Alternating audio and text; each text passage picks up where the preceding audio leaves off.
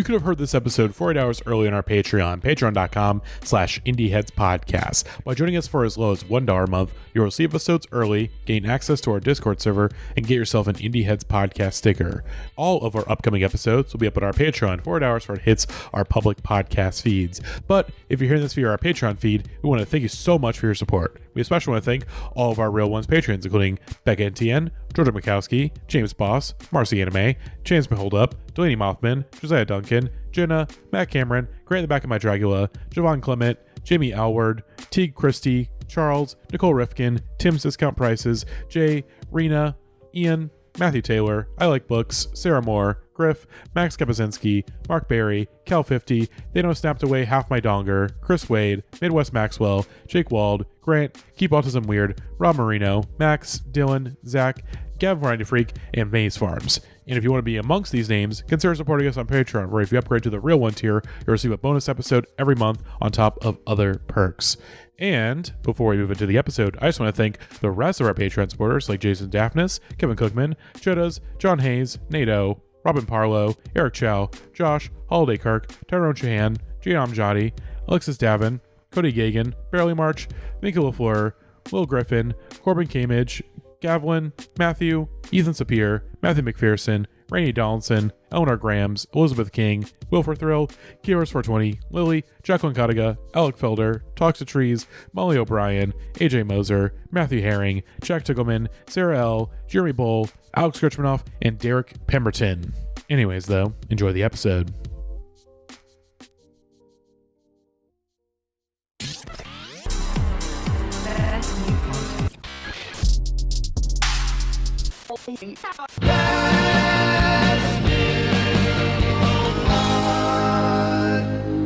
Welcome back to Best New Podcast. We're back. I'm here as always with one of my co-hosts, Matty. We're down a co-host today. Rose, unfortunately, could not make it. Matty, do you have like a want sound effect of any kind? Do you have like I got that. I got a slide whistle. Let's see. What was the closest I have to a want? I have a to-boot. I have. Okay, that's not even close to that. I got a hello, baby. That's not it. Where is Mr. Fat? No, that's not it at all. Oh wait, okay. I guess it's the closest I have. Yeah, that's the closest. That's probably the closest I have. We need like a losing on Price is Right sound effect or something of that. I think I had it at some point. It was there at some point. That feels like a good one. Anyways, Rose is gone. Rose could not make it. She did leave us an explanation. So I let's hear from the woman herself on why she is not on this episode. Hello. This is Rose. I made an executive decision about half an hour before the episode that I do not want to do this shit anymore. I am very sick today, so my friends here will handle the rest of this. And in the meantime, I'm just gonna send in these rambling transmissions about all the songs. Well, we'll see how it goes. I sound like garbage, but that's what you get, buddy. Yeah, that's what you get.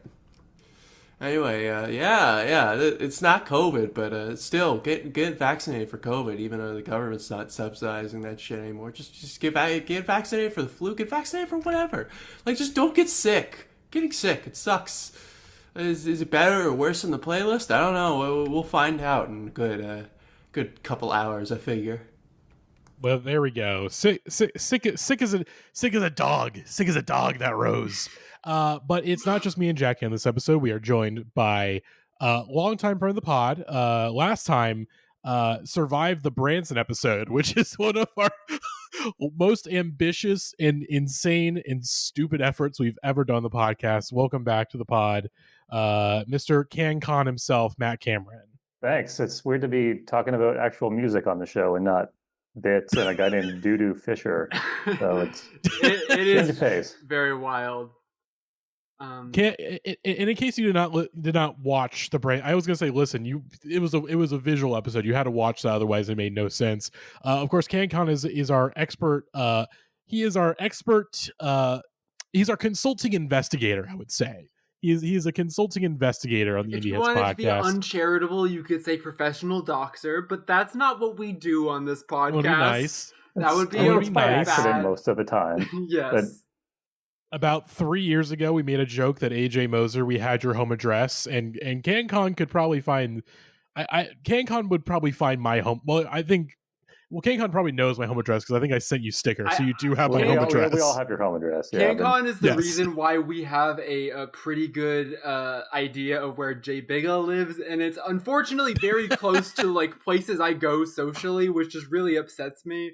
I don't want to thought about ever going downtown just to confirm, but that feels too far. I don't want to see him in person. If I saw Twin Peaks in person, that would be a whole ass David Lynch scene I would have to go through of just like he appears behind like a couch. Just the Winkies diner scene. I was thinking more like behind a couch, like Bob style, like just just popping out at me.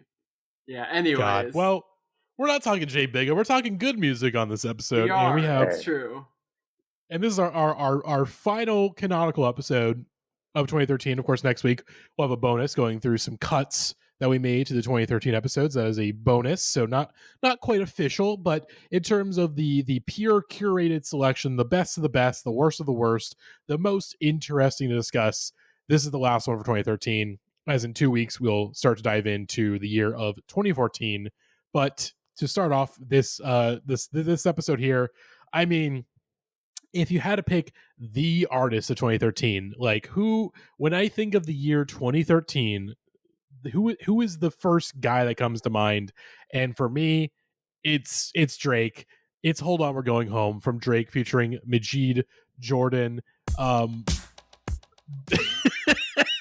Where do you begin with this song? And I guess honestly, this record in particular, we did talk about Drake during the first episode of the season. We talked about 5 a.m. in Toronto, but that was Drake in like sort of Lucy mode, freestyle mode. This is the big hit song off of this record. This is or one of. I would say that this is pretty definitively the moment that Drake crosses over from being a rap R&B artist to a full-on pop star. Yes, this is the moment where, I think this is the moment where that crossover. It's definitely like fully happens. It's basically the combination of this and Started From the Bottom. It's like, I'm going to give you like a 80s-ish pop song that you can play on the radio, but I'm also going to give you like some goofy ass shit that's like posturing, but you're not supposed to take seriously at all. We're going to use this to discuss. For me, I want to use this song to discuss the record. Nothing Was the Same at Large, because I did re-listen to it today in preparation for this episode. But before we get to that, the song itself, this song is good. I would say the song is good. I would describe it at the end of the day, the song is good. This is before 80s pastiche becomes really fucking played out. Like where we're at now, where like if I hear anything that vaguely sounds like the 1980s, I want to shoot myself in the fucking head. This is at a time where it was still kind of cool to do something like this, sort of the 808s and like the sort of the specific like bass and the sort of R&B, like it worked at the time a lot. This was a fresh sound. Yeah, totally. Like where was pop music at around this time? Like that's a good question. Oh, God. I mean, like I can't remember. Let me check the Billboard like year in, but if I remember correctly, we're getting just out of the club boom. Like we're getting Black Eyed Peas are out of the picture finally. Like we're in a transitional period on the pop charts. So let's see.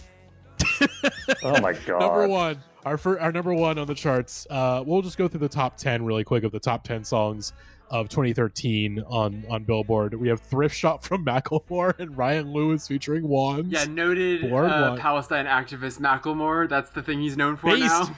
Yeah. What the fuck? He's based. Based Lamore, more like it. We have Blurred Lines by Robin Thicke. Less bass. Significantly less bass. Less based. Radioactive Imagine Dragons. Dan's pretty based. Dan's cool. Bauer Harlem Shake. Can't Hold Us from Macklemore. Mirrors, Justin Timberlake. Just Give Me a Reason. Pink featuring Nate Roos. Shout out Nate Roos. Bruno Mars, When I Was Your Man Florida Georgia Line and Nelly Cruise, and then Katy Perry Roar. Katy Perry Roar that's our is top really 10. the one. I was just trying to think. I was like, is this when Katy Perry does Firework? It's like, no, Firework is 2010. This is when she's really starting to get into like bad Katy Perry zone. Yes, Prism is. This I think is the Prism dawn singles of are. resistance pop is 2013, 2014, like late era Obama era vibes. We're past the peak Lady Gaga dance pop era, and now Yes. we're kind of drifting into R&B and rap being able to take some of that attention from the charts, while pop music is very much in like a flop era. Yes, I would say so. We're not quite like, I think obviously when we get to like 2015 in particular, like that is very much like imperial. Like that is when rap is I like think this fully. is the year that the tides start to turn, right? Pop is going downward at the time that Drake is rising, and this song is very not only emblematic of that, but the other thing I thought of that was my main takeaway about the song is that this is the first time that Drake fully you know, the really rich guy that like has like a boy blood bag boy that like he's using to harvest for like eternal life. This is the first time Drake does that to an artist, right? Like Majid Jordan is the first like the fucking OVO sweat. oh the yeah, OVO sweatshops. come on in. This is totally going to be good for your career. I'm not going to jack your swag and then literally put you to work like writing like B tier Nav songs or whatever. Like Majid Jordan is a classic example of someone that it's basically that Drake became so big that whatever quote unquote cosign you were getting out of doing this for Drake was worth it in like a very short-term proposition sense, but it actually kind of fucked over your long-term career. Because even though I can think of people in my life that were like, no, you don't understand, the Majid Jordan 2016 debut album is like good, you know, like there were people writing for it, but I think all of those people were huge Drake fans. Like it made Majid Jordan this like proposition of just like, this is like, it's almost like treated like a Drake side project, even though they were their own thing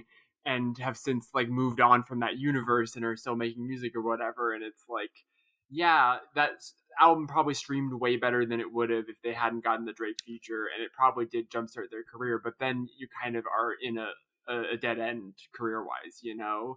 And that's what happened to fucking like Block Boy JB, and that's what happened to all kinds of other people that Drake Party has Next sort Door. of. Yeah, I mean, even people like Party Next Door is an example of someone that even like managed to transcend it. But even still, like a lot of those guys lost like peak years of their career just like working in the Drake factory. Yeah. Which I think there we get a really egregious example of that. I know for sure in 2014 with the first song we're talking about. I think this song is the one that gives him that idea and that motivation, right? Yes. Like I'm trying to think what is the very next Drake album after this one. Is it? It's not. We're still. I think it's If You're Reading. I want to say it's If You're Reading. So this yeah, is the one next after. is If You're Reading This and What a Time. Which What a Time is the first time he ever does like a collab project with someone. It's basically a full length version of him doing that, and it's with someone that's big enough that they actually can at that moment be sort of equals, because just Future's a better rapper and Drake is more famous, and that kind of levels it out to even. Exactly. But then views, and then I think the peak of appropriation Drake is More Life. More Life is truly where he's like flying around the globe, like, give me a little of this, give me a little of that. And it's one of his better records, like song for song, but it's so incoherent for that reason, you know?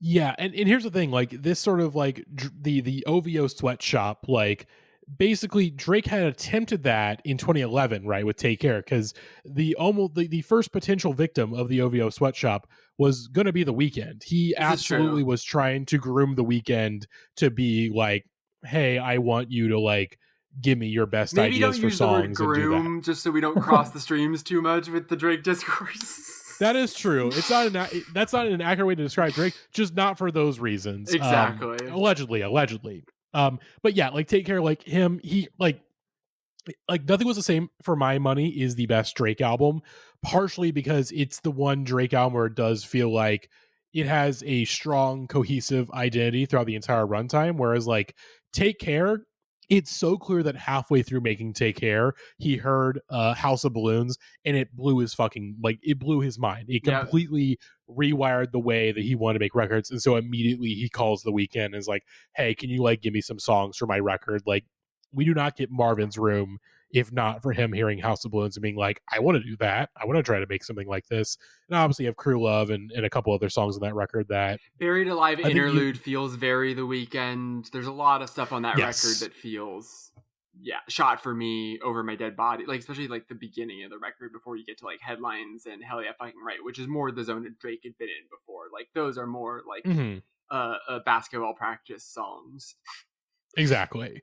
And also the reason why I say Nothing Was the Same is my favorite Drake album. It's the Drake album that came out when I was 16 years old. So that's definitely clouding things. It's also just perfect. You need to be a little emotionally immature at whatever point you're going to connect with one Drake album. You cannot be at an emotionally well-rounded place in your life to fully tap into what Drake is delivering to his audience. And I think Nothing Was the Same was for a lot of people the record where they were, or either that or Take Care. I think those two are the peak of Drake as Instagram caption, Drake as just general this is a whole ass mood. And I think this is the peak of, I don't know, this is not my favorite Drake album. What I will say about this, I think this is probably 40's best work in terms of his involvement, and also kind of him peaking artistically before also the thing he was good at became a little passe, you know what I mean? I don't think he's fallen off super hard artistically. I just think that it's okay, we get what 40 does for Drake and he does it pretty well, but Drake is less entertaining and this is more of a thing we're used to. Whereas at this time it felt like something like Tuscan Leather feels it sounds like $200 million. It feels like a brand new song. It sounds like this is money music of the 2000s, but then elevated to a new 2010s level. And Pound Cake is the other one that's the most. Someone made the joke in the Discord, just the discrepancy between lyrics and beat, maybe the most cognitive dissonance of all time in terms of how good they are. I believe that was Lily, and here's the thing. Lily is not wrong in saying that. But I love the Jay-Z verse. That being said, I fucking love Pound Cake. I love the Jay-Z verse. It kind of works. Here's the thing. It works for Drake's verse, and then, of course, we have a surprising running character so far in this season of Best New Pod.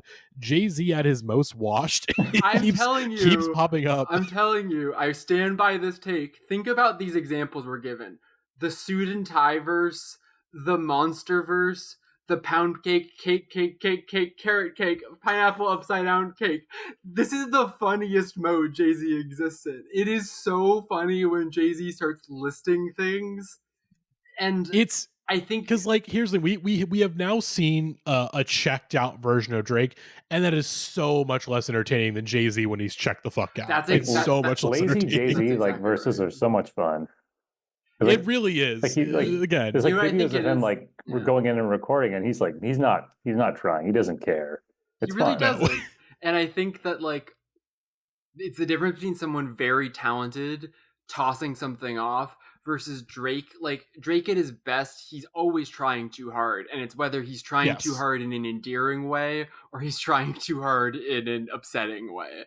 And sometimes both. And sometimes both of this record. And often both early on. I think Over, we talked about that in the first Best New Pod series. And Over is the ultimate example of Drake used to be corny in a way that we liked to make fun of, that was endearing in the way that Urkel was a character on television that we liked, you know?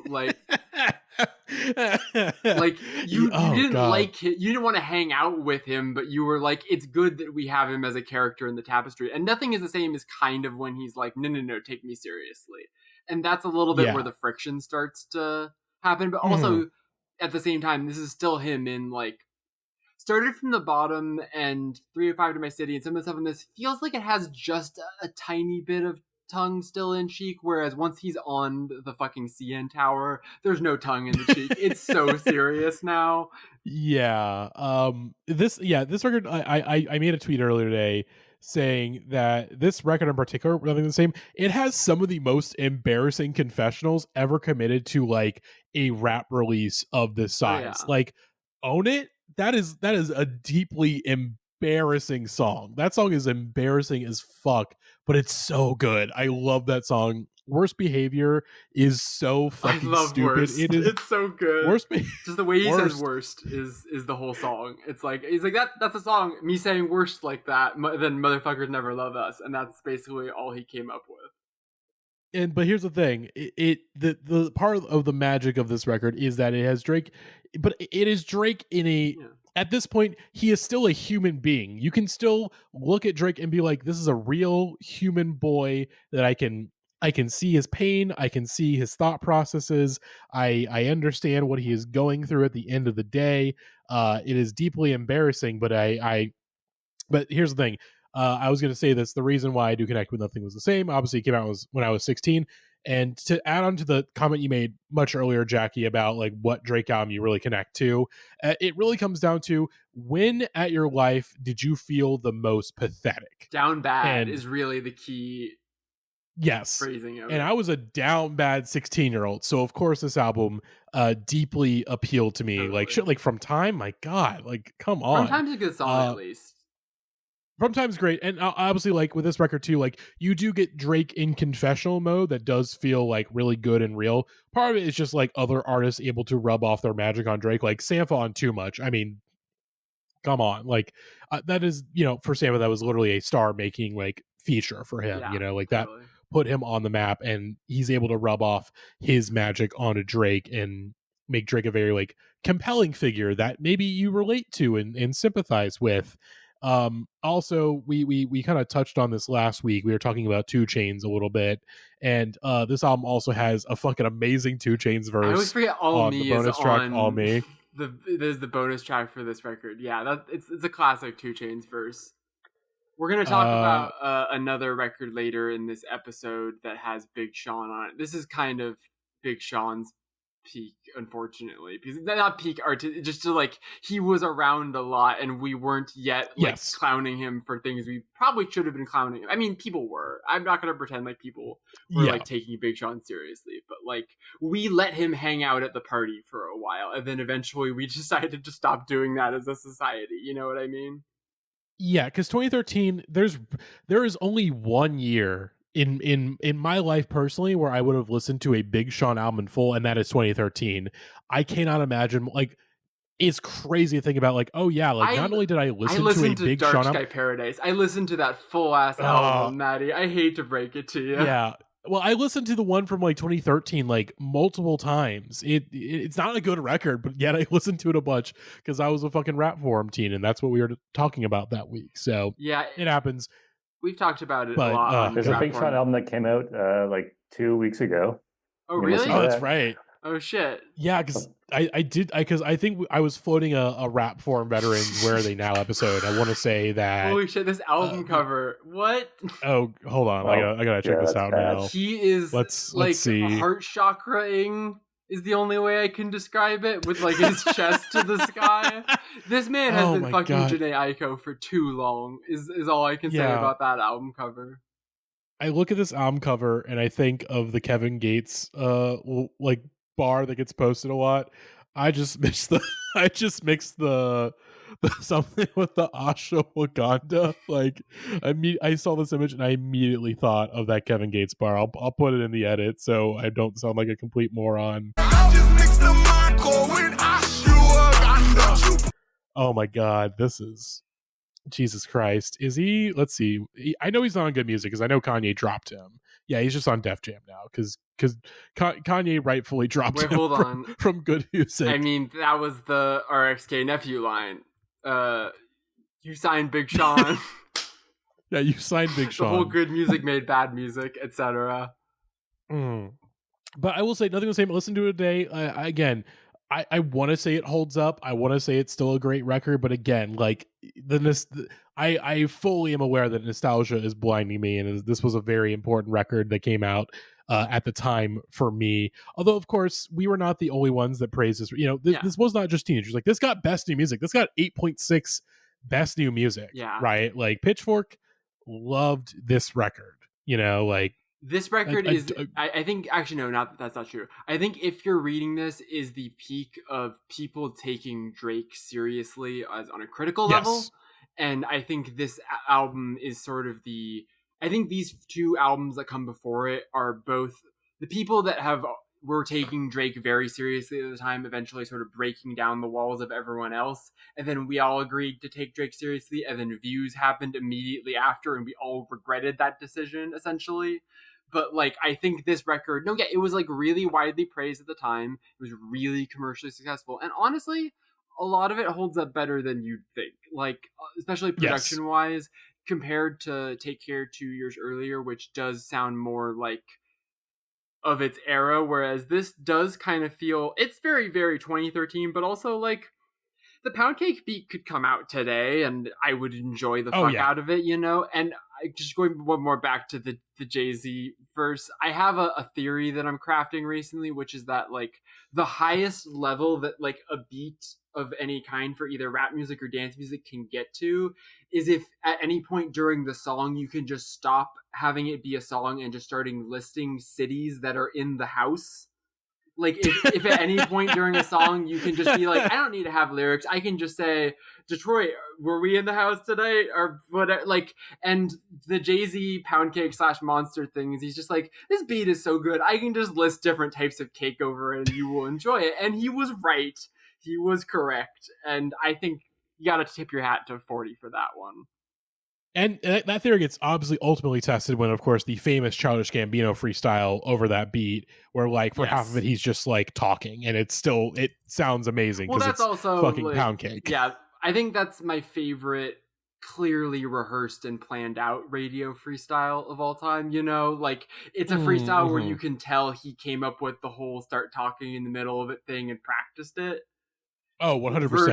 Versus Riff Raff, which is the best actual on air. This guy is coming up with these words from the top of his head freestyle, maybe of all time. God, and I will say, of course, there will be no because the internet discussion on the series because Pitchfork still did not like Childish Gambino. Still doesn't really like him. They kind of tolerated him for "Awaken My Love," and then we're like immediately like, okay, we maybe gave him a little too much rope. We gave a little too much critical respect. I'm not seeing any incorrect decisions that they've made so far that you're describing. Seems all correct to me. Yeah, I mean, I love because of the internet, but I understand why people do not like that record and why critics were not kind to it at the time. That he threatened to beat up Ian Cohen over that review, as if I remember correctly? That's Camp. No, that was Camp. Camp. I mean, yes, I know. Camp got a 1.6, and it is one of the most deserved scores for a record that Pitchfork has ever given. It could have gone it's a borderline 0. That record is...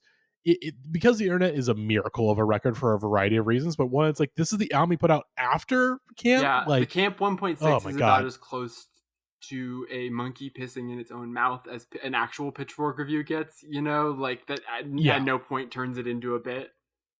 Mm-hmm. Terrible record. But we're not talking Gambino. We're not talking any of that shit. We're and here's the thing though. We are talking about rap forum stuff still though. We're still on the rap forums, folks. Our next song, ASAP Ferg, Hood Pope, from the forthcoming record, Trap Lord. This is definitely the peak. I mean, to speak on it again, this is the peak of me being on hip hop forums in this era for sure. Yes. And I think that this album is an album that really makes me think about that time because there isn't another ASAP Ferg album to reminisce on. This is the one, you know? Exactly. He never put out. It's kind of a shame he never put out any albums ever again after this. He just like said, "I made a perfect rap album, and I'm just going to retire from there and call it a day." Yeah, he and Flying Lotus, they just like hang out together like at a farm upstate, you know, having a good time. You know, there are no Flying Lotus records after 2014. Exactly. Of course, we all know this. Rose isn't this here, song is but so good. In Rose's stead, we do have to... Oh shit, hang on, we forgot, before we continue with our Hood Pope discussion, I did forget to play Rose's interlude. Oh yeah. I did forget to play Rose's first Drake interlude. Yeah, so we're going to play that really quick from and then we'll go back to Hood Pope. Okay, so this first one, I just want to ask, like, I'm asking the question, I'm putting the idea out there. What if it were called "Hold On, We're Going Homer" and it was about those funny yellow simps, that funny American family we all love. It's okay. In all seriousness, I have less than nothing to say about the song. I have no participation in the Drake nostalgia because like the first Drake era I remember being through is fucking Views, and so this earlier shit I'm just like, what is this, guys? Like, this is really what we're getting in absolute throes of madness about. And you know what, while we're at it, I just want to highlight a couple of good YouTube comments that I saw on the particular upload of this song. First up from Ken Zodoblik 839. This song was played on my dad's funeral 6 years ago. He sure had a good taste in music. And finally, from John Posada 7063, freshman year at football camp, the whole squad bumping this song. 6 years later, here I am remembering how precious those moments were. Damn. AIC Football 2013. Champs, never forget. Yeah, it's just... This seems to inspire a wide range of emotions, but when I listen to this one, I just feel my brain just like actively turning off. I'm just like, what is there to grasp onto here? Like, there's other times where I get Drake, but I don't get this one. Just why? Fair. Very fair. It's fair. a fair assessment to be like, if you did not listen to Drake before 2016, like, it's hard to understand the phenomenon unless, of course, you are a brain diseased teenager, right? Like that. Circling back to the hip hop forum point we were talking about with ASAP Ferg, like the Drake Views era was my final straw for like actually getting off of browsing hip hop heads daily, like because I just got tired of having the same argument with Drake people. Like, this isn't that good versus no, it isn't. And I was never like I've been very like Drake agnostic for most of my life. Like, I was always kind of like I like some of the Drake songs, but what are you guys talking about saying these are classic albums, sort of has been my feel. And I think that, just to bring it to this next song, I think Trap Lord is a better front to back record than any Drake album. Maybe I would agree. I love this record so much, like almost more than the ASAP Rocky stuff. This ASAP Ferg album is a real great like indicator of how valuable ASAP Yams must have been. Yes. No, this album more than the first two Rocky records is a true testament to the power of ASAP Yams. This is ASAP Rocky Yams. Has charisma and like good looks and other things that help you like just go upward in the entertainment industry quickly. Exactly. This made ASAP Ferg a star, and I don't think ASAP Ferg was a star as we've seen since then, you know? Exactly. Like, this is just Yams putting together, like, number one, with this record in particular, the production sounds so fucking good. Yeah. The production on this album is incredible, and it's partially because like Yams just found like basically a bunch of like unknown producers and was like, hey, like give these beats to ASAP Ferg, and instill the right amount of hunger and just sort of like, hey, tell your story, like tell your stories on this album, and for just one glorious record it worked, right? Like I want to say I've been in the trenches for this record in particular, but like I do think this record, even like though it's a pretty well rated hip hop release, like people still really like this record. And obviously when it comes to A$AP Ferg, almost everybody will tell you this is absolutely his best album. But even then I still feel like it's a super underrated record. Like, guys, like this album is not just like, oh, it's a really good record for A$AP Ferg. Like, no, this is just like one of the best hip hop albums of the 2010s, maybe. Like, it's kind of like there's not that many I will say there's not that many flaws in this record, but in re-listening to this album this week, there's one pretty obvious flaw on this album. And you go through the track list. All right, you got Let It Go, that's got a lot of plays, and then Shaba, of course, big hit. Lord, Bone Thugs Harmony, great song. Hood Pope, As We're Listening Now, great song, I love this song. Fergalicious, fun song. 402 is it's so bad. 402 is bad. It is your classic rap album skit, right? Like even the most classic hip hop records throughout, the 90s and early 2000s all were victims to really bad sort of skit / interludes. And this one is one of the worst kinds because it's a song about ASAP Ferg having a threesome, and and it goes on for way too fucking long. It's 3 minutes 35 seconds. It's way too long.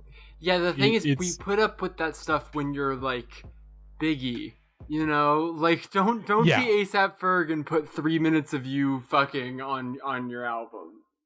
Yeah. But it does lead to Dum Dum, which is a great song. It does flow really well into that song. Matt, what do you think of Hood Pope, Matt? When this record came out, I did not get it. I probably listened to it because it was Pitchfork Best New Music, and this was my last year of college, so it was kind of the lane of what's popular on Pitchfork and Hype Machine and all that shit. We all listened to that, and I did not get this record at all, so kind of just forgot about it. And Hood Pope's a good song. I think this song is, if A$AP Ferg was gonna have a career, I think my big takeaway of going back to this record is that Hood Pope and Cocaine Castle and Fergie Vicious and the stuff that's a little less aggro on this record is the stuff that I think has aged the best. I think Work Remix is one of the best rap singles of the decade. I think the French Montana verse belongs in the fucking Smithsonian. I think that the rollout of this record and the way that it went from it was going to be a mixtape, but basically Work was so fucking huge that Work Remix then became the first single for this, and then it became an album instead of a mixtape. And then the 3 singles for this record were Work Remix, Shaba, and Hood Pope. So them giving Best New Track to Hood Pope is kind of a weird choice and kind of feels like them probably getting on the train now that Work Remix and Shaba were becoming these fucking ginormous songs. I would have assumed it was Shaba. You heard that song everywhere. You still hear it at DJ nights and stuff. That's got some legs. I think both of them are huge. Awesome. Those two are the biggest 2 songs in the record, but to me, I think Work Remix is it's just the biggest thing the best thing for sure A$AP Ferg is ever going to do. But I think the fact that neither of those got Best New Track, and Work Remix comes out in May, Shaba comes out in July, this comes out 2 weeks later, also in July. So Shaba hadn't had enough time to really catch legs, but it was that had just came out and was good, and probably by July Work Remix was taking over the country. So I think Hood Pope is them being okay, I guess this is actually going to be a thing. And also it's a good song. I think it's kind of one note, it's a little just sort of chilled out, but I think it plays a very important role in an album that also includes songs like Murder Something featuring Waka Flocka Flame, This album's default mode is cranked all the way up, and A$AP Ferg can be good at that, but I think the problem with the rest of his discography is that it's all that and no Hood Popes, right? I can't say that I've ever listened to Floor Seats or Floor Seats 2, and I can't really say how good those are, but I think I tried to listen to Still Striving for 2 seconds and noped out of it, and I probably tried to listen to Always Strive and Prosper a few times, which is a fascinating track list and is immediately oh, yep, Yams is no longer here and there's no one to edit you type vibes. I'm trying to think of similar figures in just rap music today, in A$AP Yams. Oh my god, this is crazy. I'm looking at this right now, Matty. You were pointing out the skit on this album having low plays compared to the rest of the record. I've never seen splits like Always Strive and Prosper. The skits have 1,900 and 1,300 plays, respectively. Oh, I think it's because of Spotify. Because Spotify, if it's under a certain amount of time, it has to get a crazy amount of streams to pop up to a certain level. No, but they're both showing they have the number count. They're just that small. I think I know what you mean. Maybe it's it's something it shows as 1,382, not because it's only been streamed that many times. It's just the way the Spotify, it has to be over 30 seconds for it to count as a full stream. Because they changed so there's the a weird rules. That makes more sense. Yeah, I was just wow, the skits are that bad that people are no every single time. Yeah, People but, don't want to listen to Meet My Crazy Uncle skit. but yeah, no, this record really is like Always Sure and Prosper. There's like I think New Level is pretty good. I was gonna I think say, that's like, a solid he track. has a couple of every record for the like Plain Jane and New Level, but those are the same song, right? Yeah. Like he only has one successful mode for the rest of his career, and it's Plain Jane remix featuring Nicki Minaj, New Level, some other stuff. Apparently, his most popular song now is a song with Brent Faiyaz from Floor Seats. Has like 330 million plays. Dreams, Fairy Tales, and Fantasy is a song I've never heard of. What the fuck? God, streaming shit's like the stuff that's really big on streaming. Like, because I'll run into it at my job, or like we'll my boss will close something and then it streams really huge. But I'm like, who the fuck is this? Or like one of the labels we have a retainer with, where it's like a lot of artists that stream huge, but like I have never heard of I've never heard of this artist, and all the artists that are in their related section that also have a crazy amount of streams. I'm like, who are any of these people? Like, what is going on? But back to Trap Lord, which is a great record, and I think to kind of get famously. In stores now, famously. I think part of the reason why this record really works is that I would say number one, Yams. Like Yams just is like, I don't know how to describe him as an A&R, but that is kind of the closest equivalent. He's spiritual advice. What he is, somewhere between an A&R and a spiritual advisor. Here's what Yams is. Yams is if A&Rs were good at their job. That's what ASAP Yams is. Yes. And like, so with this record, it is the features here are inspired compared to like Always Sure and Prosper, which is just like who are like the hottest rappers right now and hottest artists. And like maybe we'll have someone up and coming that like the label is pushing. Are that it's the right mix of people that are really hot right now, like Trinidad James on Work Remix. The right mix of people that are like reliable, like somewhat equivalent figures, like Waka Flocka Flame, who makes perfect sense as like, this is someone who's also very successful right now, has a similar sort of appeal to ASAP Ferg, two tastes that'll go well together. And then the real piece de resistance is the exact right old head features. Onyx and Bone Thugs and Harmony. That context is like the most generous possible context to like consider ASAP Ferg as within the lineage of, and probably a little too generous. But like the Bone Thugs collab is really sick. I think Fuck Out My Face is pretty cool. I think both of those are very fun. I think that's like that's how you do the right like mix of appealing to different people and having different generations involved without it feeling calculated. Like it doesn't, and it's also without it being overstuffed. There are 1, 2, 3, 4, 5, 6 tracks that don't have a feature on them. And like none of those became as big hits, and that's kind of what leads him in the direction that he ends up going on, just like making songs with Brent Faiyaz and whatever. But like a lot of the ones that I think about a lot of the time are stuff like Fergie Vicious, which just will get stuck in my head randomly, or Let It Go, which has one of the best music videos ever. It's so good. I think we talked about it on Rap Forum Veterans. We absolutely did. It's a great video. Matt, have you ever seen the Let It Go video? I haven't, no. We should pull that up real quick because we're gonna pull this up. He does some incredible stuff with rocket launcher arms in this music video. Oh, of course, when you type in Let It Go, of course, this came out before Frozen, so you type in Let It Go, it just immediately goes to Frozen. But I guess while we're kind of waiting for this video to kick in a little more, obviously part of the reason of Trap Lord working with this song in particular, obviously like this song before this is the one with the Bone Thugs and Harmony, and Hood Pope works because it sounds like Bone Thugs and Harmony. It's like, like maybe more artists should sound like this.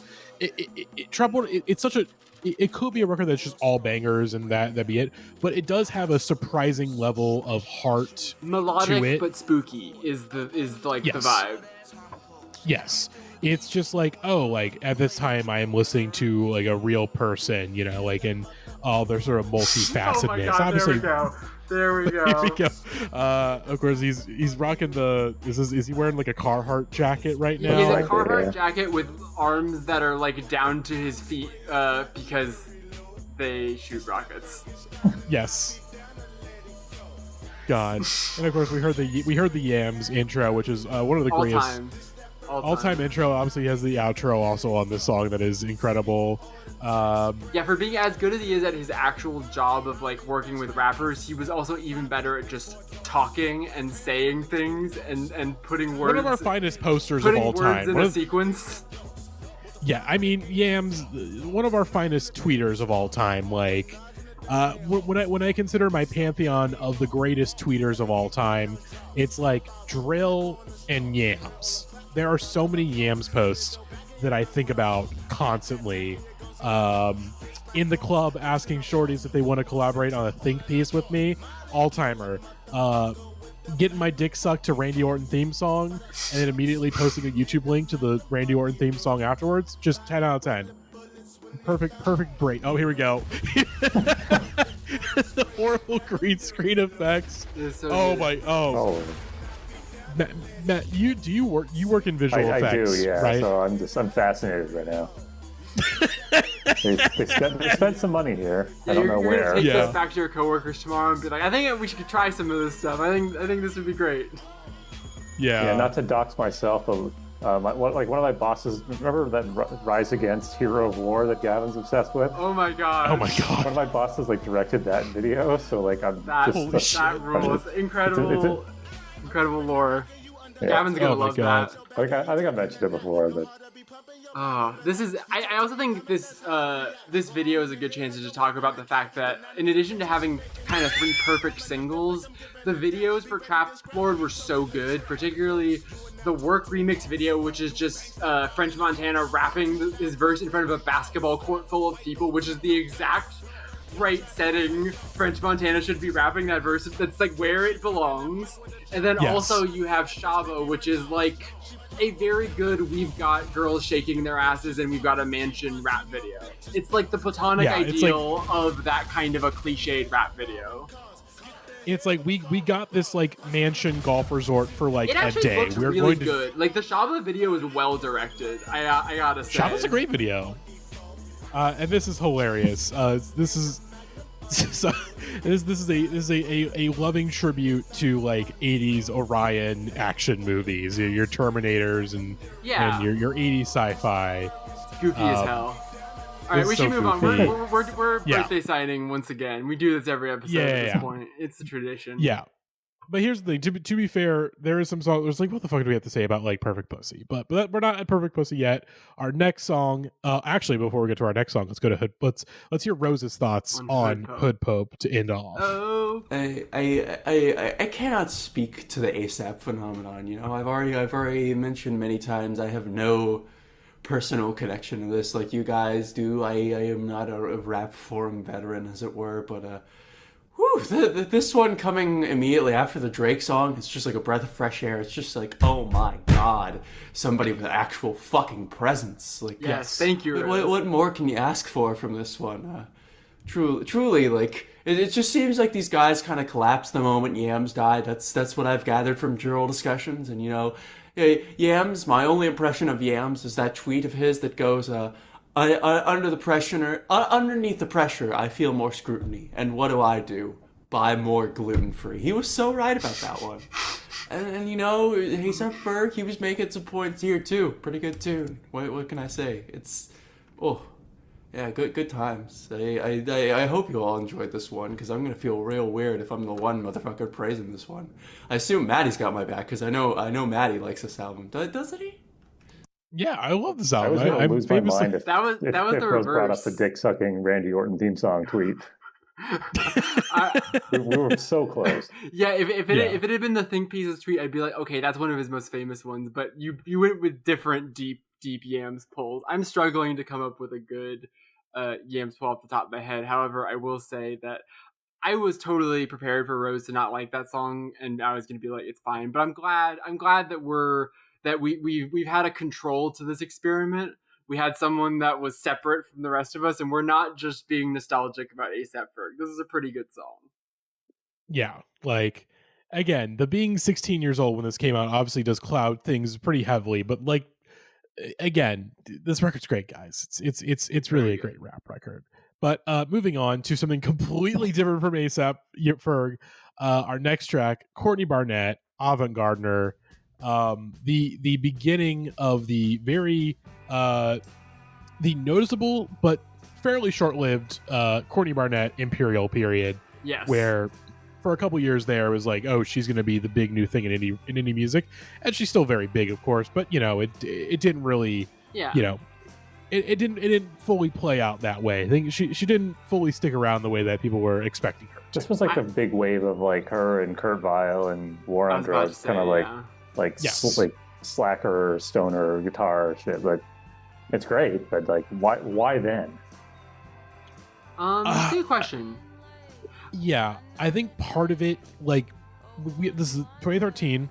Obama has just, you know, we are fully in the second Obama term. The recession, for all intents and purposes, is basically over. You know, we have nothing per se that we have to pretend to be happy about. Like, whereas like the club boom was very much a reaction to like, hey, life sucks, but like we can go to the club and have fun and forget about all these problems in the world.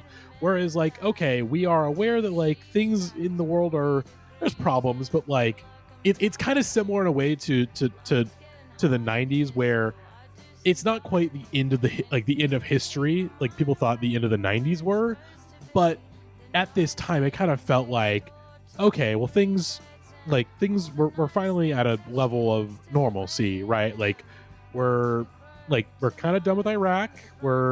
Things are kind of drawing to a close in Afghanistan, or at least things are not we're not in peak war on terror, you know, like ISIS is not quite popping off just yet. We don't have to hand it to ISIL just this yet, you know, but it is it's the closest we get to a 90s attitude again, of just sort of like, hey, the world is kind of fucked, but you know, my life isn't too horrible right now, so I'm just gonna kind of be a bit of a slacker and lackadaisical and all this stuff. I also think another thing is that the like first person everyday observation elements of it, which was so much of what Courtney was sold on first, and I think yes, it's part of what did her a disservice, because I think like sometimes I sit and sometimes I sit and sometimes I just sit. Sometimes I sit and think, and sometimes I just sit. Sorry, it's a terrible title to remember. Terrible album title. But terrible. That album has bars all over it. Yes. Like the very best Courtney Barnett songs have these like zingers that are up there with like anyone else, but I think that then we sort of expected that every album would have that, whereas most Courtney Barnett albums are more like Tell Me How You Really Feel, where it's just like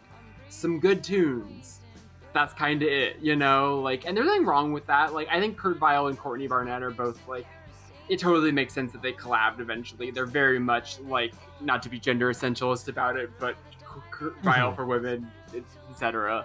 But I think that thinking about like why this was so huge among like critics at the time, I think that there's a reactionary cycle in pop music where like things happen, and this is all like speculative how much, like this is all people pop theorizing, right? But there's all kinds of ways that people like track grunge as a response to this, or nu metal as a response to this. But what happens about critical bait is, I think, more reactionary to whatever is being embraced in mainstream. And Courtney Barnett makes so much sense if you think about her as people that were not happy with like the sound of pop music at this time and wanted something that was presenting itself as, I'm not like I'm not like those other girls, you know? And I think that's why this wave happens in like older critical circles, as like, what happened to people like Stephen Malcolmus, you know? And critics like that, Courtney Barnett arrived for them at the exact right time. Exactly. Makes sense. Like yeah, we'll get to that later with War on Drugs, but yeah, like it makes complete sense. Yeah, after you know an era of try hard indie, it made sense that we kind of wanted to go, okay, let's bring the slackers back into the fold, you know. But that being said, this is a really good song. I don't love Courtney Barnett. Like there was a time there where I thought I was going to be really into her, especially when she was rolling out the singles for Sometimes I Sit and Think. Which that record, it's got some great songs, but I don't love that record.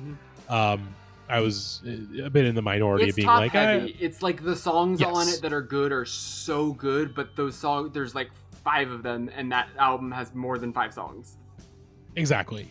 But yeah, this song this is good as hell. Like it is a perfect introduction to like this, for Courtney Barnett. Like this is a pretty perfect breakthrough song. Like, hey, this Oh, is yeah. kind of my vibe, and if you like this song, I have more of them, on the way.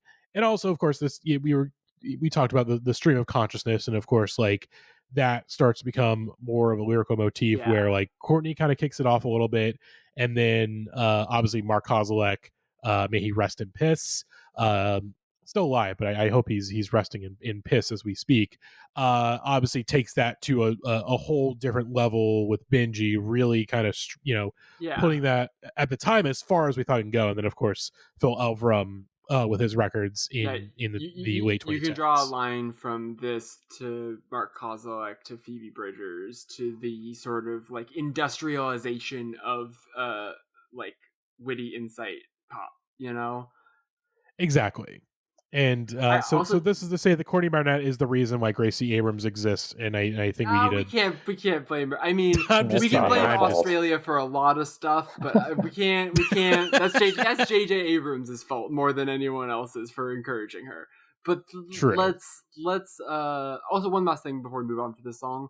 The bridge on this song is really good, and I think is the thing that elevates this song and the best Courtney Barnett songs from just being, oh, these are some really great lyrics and some good personality and a good little tune to it. Like the bridge is like, oh, this is a capital S songwriter, and reminds me a lot of Marika Hackman's "I'm Not Your Man." Like the harmonies on it. Like I think that part of the song is my favorite part every time.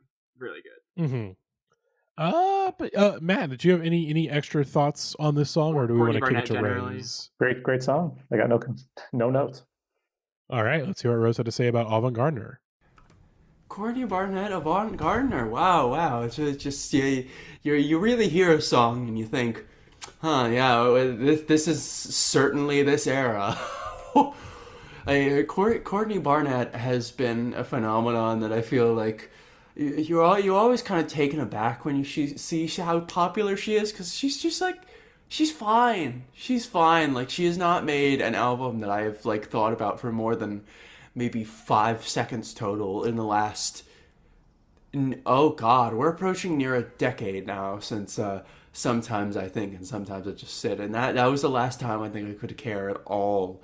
And we'll talk about that when we get there, but like this song, it sets the template for the whole thing. Like, there are already 20 YouTube comments about one line, and it's the one line in the song that everybody's going to talk about. It's going to be like, somebody's going to mention it on this episode. They're going to be like, wow, that paramedic line, it's sure a good one, and like it is. But like, did we really need to give Courtney Barnett like a whole decade of a career for 3 or 4 mostly fine songs? Like, I hate to say it, but her stuff is not aged great, and this one especially, I'm just like, god, she's just fucking rambling. Like, I think the worst part is this reminds me of just like a specific era of my life where I was living with a college roommate who, every time they showered, they would play only one of 3 songs, and this was one of them, and it made me feel fucking insane every time. That's it's fair. just like, how many times can you listen to this fucking Courtney Barnett song? Please,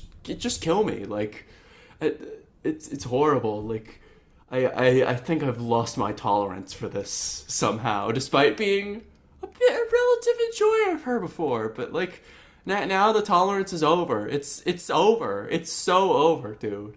I was gonna say that we didn't really talk much about the lyrics besides like the appeal of them generally, and I do want to shout out. I was glad to be reminded to shout this out. The last line of the song, I take a hit from the asthma puffer, I do it wrong. I was never good at smoking bongs, and the way she says smoking bongs in her accent, and then I'm not that good at breathing in, is like a really great like summation. I agree with Rose that like the stream of consciousness does kind of go off the tracks a little bit. I think particularly when it gets to the Uma Thurman Pulp Fiction reference, I'm like, you're not landing this plane, Chief. But then the end of the song lands the plane, and so it's fine.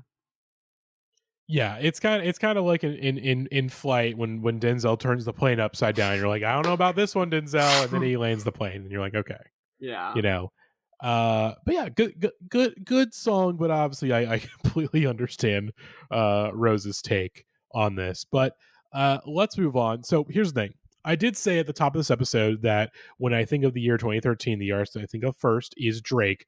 That being said, I'm just gonna just say this straight off the jump. This is my pick for the most 2013 ass song on the entire playlist because this is the only year that this band is relevant. It's Perfect Pussy with their song I. Has anyone thought of this band since? Like I completely memory hold this. I had forgotten about them. I don't think I was aware of them at the time. I think this just missed my... This is a classic, like, I come from a slightly different world than a lot of... God, why did I just... I'm so stupid. I just Googled Perfect Pussy. And it was the Dead Dumb Do Not Eat meme. I Googled Perfect Pussy, and it was like, what did you expect, Jackie? The Dead Dumb Do Not Eat situation. Guess what? It was not the band Perfect Pussy that came up on Google search results. I will tell you that. Oh my god. So the way we record the episodes, I have people up on Zoom. I see people Zoom. It blocks my view sometimes of like what I'm seeing on my screen.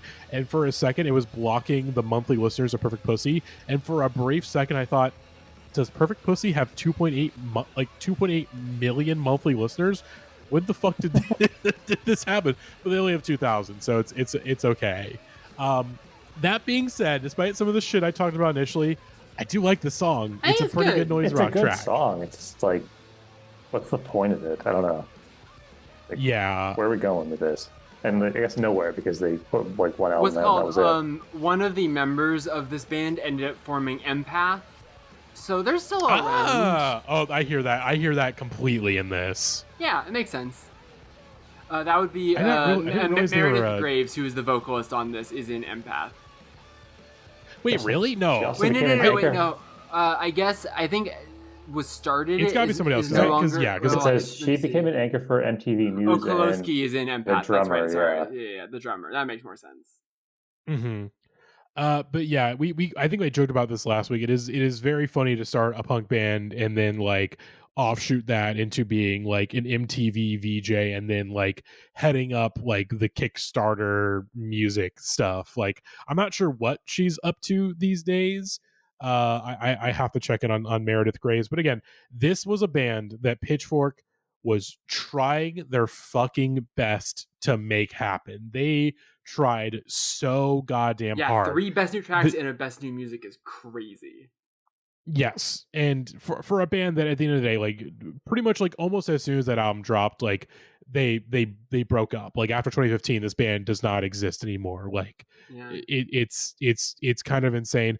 Also, I think there's a crazy news story I want to say around this record in particular. Like it is when I describe like feminism, like the state of feminism at this time, it's pretty perfect. Let me see if I have let's see.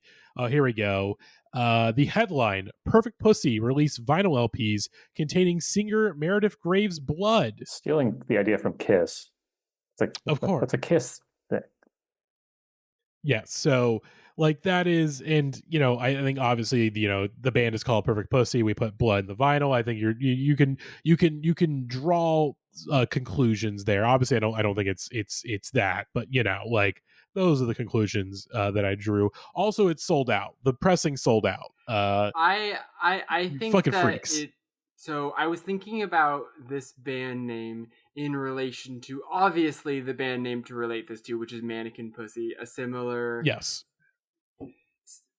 situation where a band is kind of intentionally choosing a name that they know is going to cause them problems, but they're like, it shouldn't cause problems because feminism. And it's like, well, yeah, but you're pretending you don't exist in the world, but whatever. People have the right to name their band whatever they want. I will say,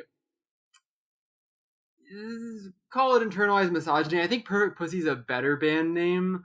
I also think it just rolls off the tongue better, like it just, it sounds even though it obviously has much worse SEO, as we just learned live Of on course. air. They're both pretty bad for that. They're though. both pretty bad. And Mannequin Pussy's at least more specific, where now they've gotten big enough where if you Google Mannequin Pussy, you're not going to get a Mannequin Pussy, you're going to get the band. But, Yeah. like, I also think that every time I say Mannequin Pussy, my brain wants to back it up and do a reverse before the word comes out of my mouth, and that's not because of pussy. It's mannequin.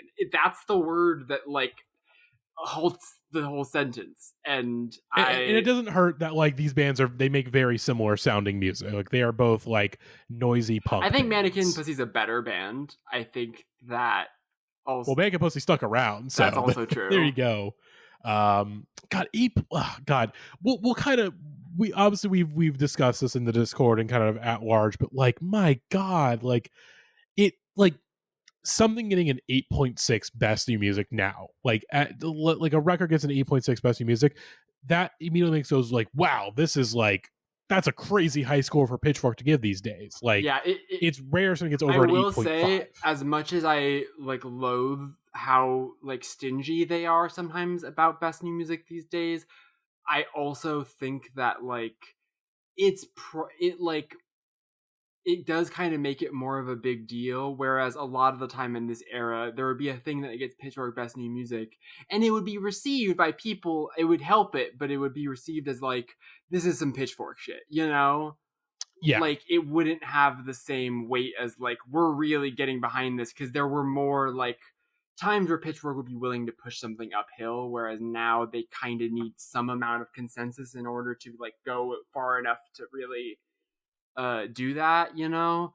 And so even if it's just consensus within their own staff, right? Like, I think that back in this time, there was a lot more leeway for individual writers to champion things, also for just like, if you had 4 writers on staff that loved something so much, like that was enough of a majority to push things through, where that's not the case anymore necessarily. Yeah, like in comparison, like something getting an 8.6 best new music back in 2013, that would probably put it in what I would say probably like the mid level of a you know, when they do their top 10 at the end of the year, like that would probably firmly put it in like the mid level, you know, whereas nowadays like MJ Linderman Manning Fireworks got an 8.7, and like that's probably going to end up in like their top 3, if not you know, top 5, if not top 3 albums this year. Yeah, so they did seem to hand that out a lot easier back then.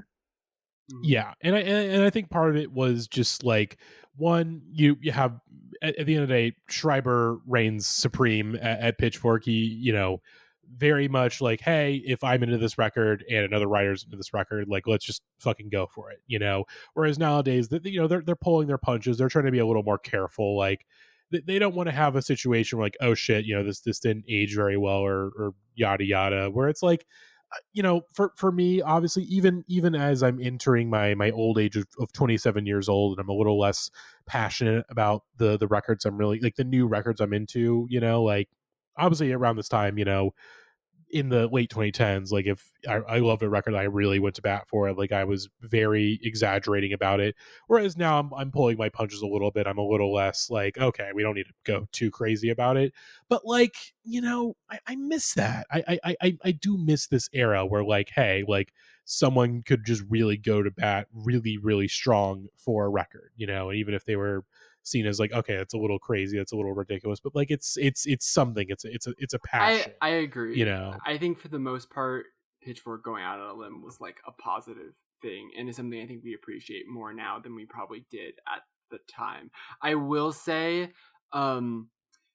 this is not the most 2013 thing of the week, but what is the most 20 of this era thing that Perfect Pussy was ever involved in is that Perfect Pussy put out a 7-inch split with Joanna Gruesome called Astonishing Adventure, called Astonishing Adventures! The Caped Crusader. Oh my god. Oh god. Yeah, not what you is the cover a comic, like a webcomic style comic? You bet it is. Yeah. Is that on Spotify? It is. Although they don't have they don't have it properly uploaded as a split. Like you have to go to each of the band's page to like see their half of it. But yeah. The caption, Oh, God. that woman is surrounded by mutant Republicans. I've got to help her.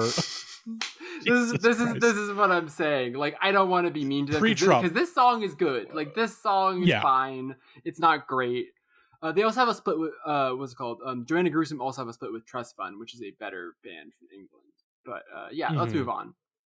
Yeah, we're getting right back to the rap form, folks. We're logging back in. Our next song, Pusha T featuring Kendrick Lamar. Oh, hang on.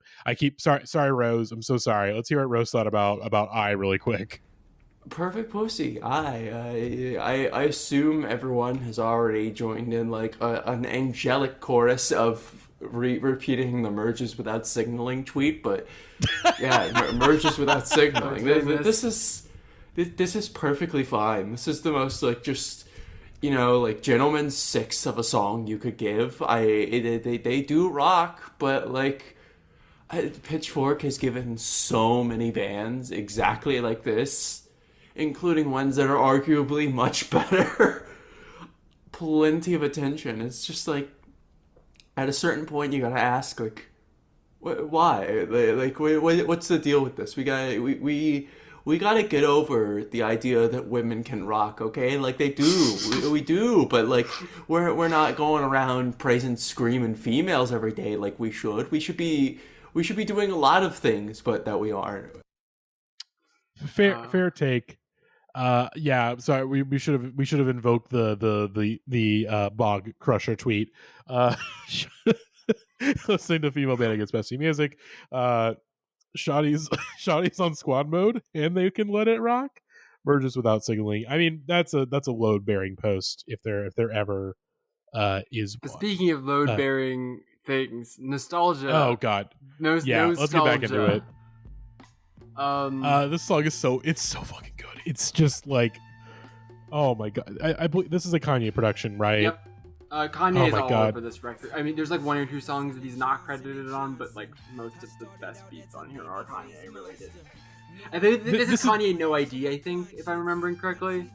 Yes, I believe so. I'll double check the production credits on this record. Credits up because I was listening to My Name Is My Name Kanye today. Knots. I don't know Knots and the Twilight Tone. Oh yeah, I think No ID is.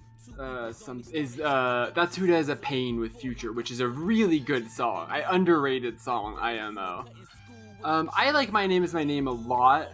I think it gets, I don't know, I think the debate of like best Pusha T album solo is kind of between this and Daytona, and it's like, do you prefer this, which has more great songs, or Daytona, which is like an uncut dose of what's good about Pusha T, you know? But I love this album, and I love this song. This song, more than any other song, I just know that this is true because this sense memory overtook me. This song came out on a day that I was just like at high school, and basically every single passing period I had all day, headphones in, listening to Nosetalgia for the blank time to that day. So like when I hear this song, I think about my high school lockers, which is like the least drug dealing possible imagery to associate with this. Like I was in the whatever grade I was in at this point, but this was like a stop what you are fucking doing. Kendrick Lamar's on the new Pusha T song, and then the verse is this one. Yeah, this song is nuts. The beat is again like 2013. Sample. I was like this. So this sample is the first note of a song that has been pitched up a little bit. That's it. It's just the same first note being pitched up and then down a little bit and then up again a little bit. That's like the whole thing, and then just that one percussion loop. That's the whole song. There's nothing else. It's just that, and it's like that and fucking Numbers on the Board, which I slightly prefer just in pure head knockingness. But like both of those beats are like unreal examples of like sampling and minimalism that still are like so textured and so much is going on in them. Like, oof, yeah, really There's good. A video. I've been trying to find it since it came out. It's a video of former Toronto Mayor Rob Ford, RIP, walking into a club, and they're playing Numbers on the Board. I've been looking. I don't think. I think it's been scrubbed from the internet. It's the best video ever. Like he's like bad. This is like after like the crack That scandal. sounds so good. It's so good, and like they bring him up on stage and he tries to DJ. It's amazing. So like, anytime I think of this album, I think of that video. I've been thinking about this album a lot because it's this oh my event, God. but there's a video like the video of him walking into Numbers on the Board is gone. Oh, that's oh, Jesus Christ. This is ripped out. Low key. At the Rivoli. I was gonna say, At the one, Rivoli, yeah. at the Rivoli. Two, low key. Is that better than the RZA Guitar Center beat? Like, probably. It might be. It might be. He Oh my clanged God. less than RZA did. If anyone out there can find me that video, I'll send you some money or something. But I cannot find it. Help us find that. That sounds really, really great. I love Numbers on the Board so much. There's a DJ Sega remix of Numbers on the Board that has become like a bedrock of my DJing lately. That's a fucking great tune. But I like this record a lot. I think my take about it, like, the problem with this record is the middle of this record. I think the beginning and end of this record are like fantastic if you can forget that Chris Brown is on Sweet Serenade, and unfortunately we will get back to Chris Brown later this episode. I don't think you knew that, but we are. Oh God, oh no! Wait, where do we get back to Chris Brown? Matty, there are so many songs sampled on the Burial Song. We are going to get to it. It is going to take a while. Oh, Jesus Christ! But I was just saying that, like, the middle of this record, you can really tell that Pusha T became a successful rapper in the 2000s in the middle of this record, because he leans back into just some like commercial rap instincts that are at this point in 2013 super out of date, which is so weird because the rest of the record is like so cutting edge, you know? And I think like stuff like, I think the run from King Push to Suicide is fantastic. And then like 40 Acres, No Regrets, Let Me Love You is the real, like, what are we doing here? And Who I Am is a really cool beat and a good 2 Chainz verse. But my God, that Big Sean verse, woof, woof, that's bad. That's really bad. God, I should have re-listened to this album today. I was scared to. The Big Sean feature will fuck you up. It's so wild. Because I was scared to, because I know that this record is not going to age well. Like, I know, like, okay, obviously Numbers on the Board and King Push and Nostalgia and a couple other ones. Like I even like the fucking Rick Ross song. Hold On's a pretty good one. Some of it holds up pretty well. Like, Hold On is good. Pain with Future is really, really good. I love the piano on that song. It's fucking fantastic, and it's a very good, pretty early use of Future. And the beat of Who I Am is pretty cool, even though Big Sean ruins it. And Snitch is like a half decent Pharrell collab to end the record. I think it'd hold up better than I thought it would. But yeah, you have to listen to Chris Brown and The Dream and Kelly Rowland, and you're like, Pusha T, I know you need people to sing hooks, but can you hire some people to sing hooks that were not popping 10 years ago, please? It's very the person that joins your fantasy football draft and drafts the people whose names they heard of when they were following football 10 years ago. You know what I mean? It's like, I know that guy. Yeah. God. Also, I've come to a realization about this song in particular. Like, if the song "Whoa" by Earl Sweatshirt and Tyler the Creator is for boys, then this song is for men. Right, like this is. Let's like, all right, boys, you had your turn. Let's let the men come at this song and show you how it's done. And I like "Whoa" for the record. "Whoa" is a very good song, but yeah, no, this song is insane. It's still so good, and it's a song that is still. Is this the best Kendrick feature? That's a real question I have. I think it's in the conversation. Because Kendrick does not have a good record of features. Like, there's a lot of clunkers out there, as we all know. Bad Blood Remix is a thing that exists, and we all have to live with that. And that's one of his better pop features, too. Like, that's one of his ones where he's, like not as checked out as he usually is on the pop features. For me, I think No More Parties in LA, like, that's his best feature. Okay, like, that's fair. But I think this one was bigger in terms of, like, how I think this is up there with Control for most hyped Kendrick verse, and I think the only reason that Control is bigger is that that's like a diss / state of the game thing, whereas this is just like, oh my God, Kendrick blacked the fuck out on that song. Yeah. And it's funny because this song is still like so relevant. Like even though this is not like a total diss, like you hear this song and like you feel the you could already feel Drake cowering in his boots. He's already cowering in his boots at these two doing a song together because of course Drake's two most famous haters are of course Pusha T and Kendrick Lamar. Again, Pusha T. I think with Pusha T, he picked the wrong time. Like obviously that the story of Adon is great and it's an amazing diss record, but it came at the wrong time where Drake was like truly Teflon. Like you could not stop Drake. I actually do think that's not entirely. I think you're right for the most part, but I actually do think that we kind of needed that as the alley oop to set Kendrick Lamar, because we were talking about this before the episode. Oh yeah, 100%. It's like the thing with Drake is that the entire time there was this sort of feeling of like, is this guy like too big to fail? Can we just not do anything about this? But there were all the people since day one being like, why is this guy successful? He's so also, this guy is weird. This guy is this, like all of this stuff was just in the air. And Kendrick was the only person brave enough to say that the emperor had no clothes. But I don't think it would have landed the same way if Pusha T hadn't already burst the "you were hiding a child" balloon. Like, 100%. It feels more trite in hindsight now that we have songs where like calling Kendrick a pedophile is a number one hit in the country, you know. But like that was a big deal at the time. What a time to be alive! But we're not talking about that album. Not that album. That's not. We don't get to that until like later. we don't get to that until like November. Let's see what Rose thought about Nostalgia real quick. Kendrick Lamar saying Sega Genesis.mp3. I just need like a little loop of that. Like that's all, man. I think it's Pusha T that says Sega Genesis on this song.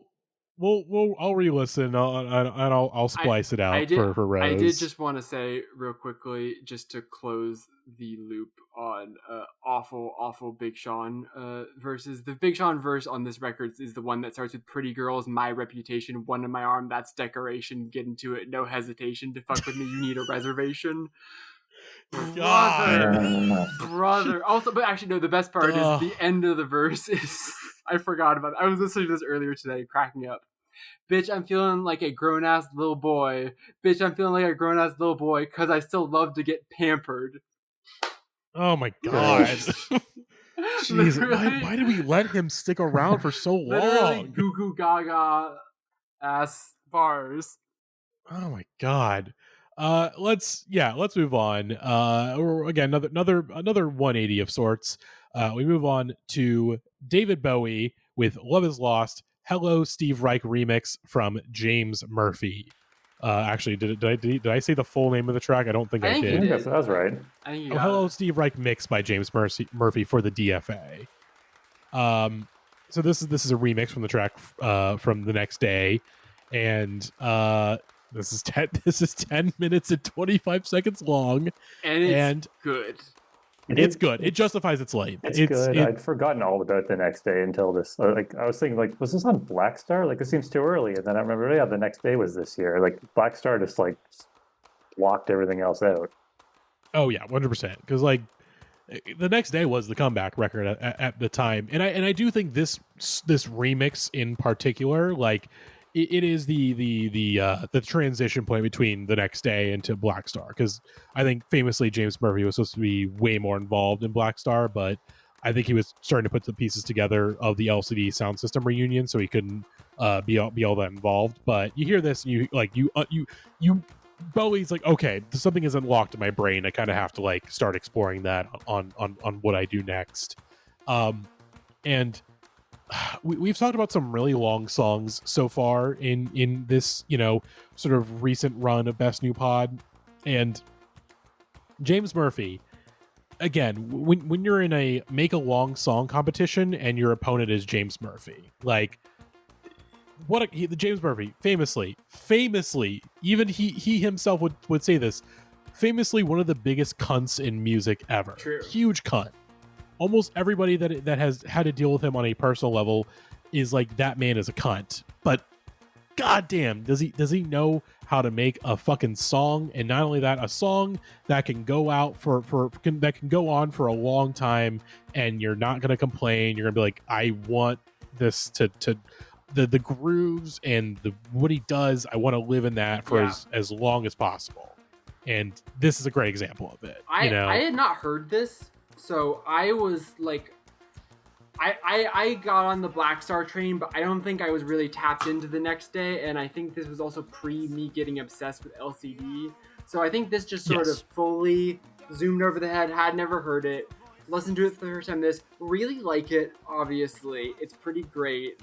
I think the thing that I was really impressed by is, like, I threw this on and I had the music video was how I listened to it the first time. It works way better with the music video. It's a fucking great music video. And especially, like, it starts with hands, just like, it's just a black screen and a bunch of hands that are clapping, doing the clapping rhythm at the beginning, but then it starts doing all this digital, and eventually it's like CGI people fucking. I forgot that there were two things that happened when I was watching this. So, like, I click on the video and I have to click on the button that says, like, warning, this gets horny. So I knew that this was a David Bowie, but then I got so locked into this groove that, like, 3 minutes into the song, when David Bowie started singing, I was like, oh, right, this is a David Bowie song. Like, I was supposed to be waiting for his voice to come in, because, like, instead of it being like, when's David Bowie gonna show up, I was just, like, that immersed in the build of the song that I was just like, right, this song has vocals in it. And that's when you know you've got a good long song in your hands. And then similarly, I knew that this was going to get horny, but then I got so locked in the zone of the song that I forgot that it was going to get horny. And then I was like, whoa! Mm-hmm. Anyways, I also just like all the really fucked up digital effects at the end of this. It looks like fucking Inland Empire with CGI models. It's like so like digital artifact fucked up. Like if you skip to like 3/4 of the way through, Matty. Oh yeah. It gets like also like with this track in particular. It's going to come in probably in like 2 or 3 minutes. I love the way that he brings back in like parts of past, but because obviously the next day is a record. The album cover is literally just like a photo, like a redo version of Heroes, and I love the way that he brings in the Ashes to Ashes little staccato that gets introduced at some point during the song. Like it's just it's really like this is a incredible remix, right, of like completely transforming the song, but also like sticking to the themes of the song itself and just the record at large. Sort of this like at the time, like sort of this fascinating kind of Bowie trying to sort of looking back on his career and sort of, you know, not like, hey, like having nostalgia for his career, but also like trying to find like what does a David Bowie record look like? Oh, wait, hold on. I gotta interrupt you, Matty, because right now is the part of the video where it starts to look like the Drake Sprite commercial, which is relevant to our discussion today. The like CGI heads being like taken apart piece by piece. I'm never not gonna think about a Drake Sprite commercial when I see an image like that. Come on. Yeah, and also not the first time that fucked up CGI will be invoked on this episode too. Also true.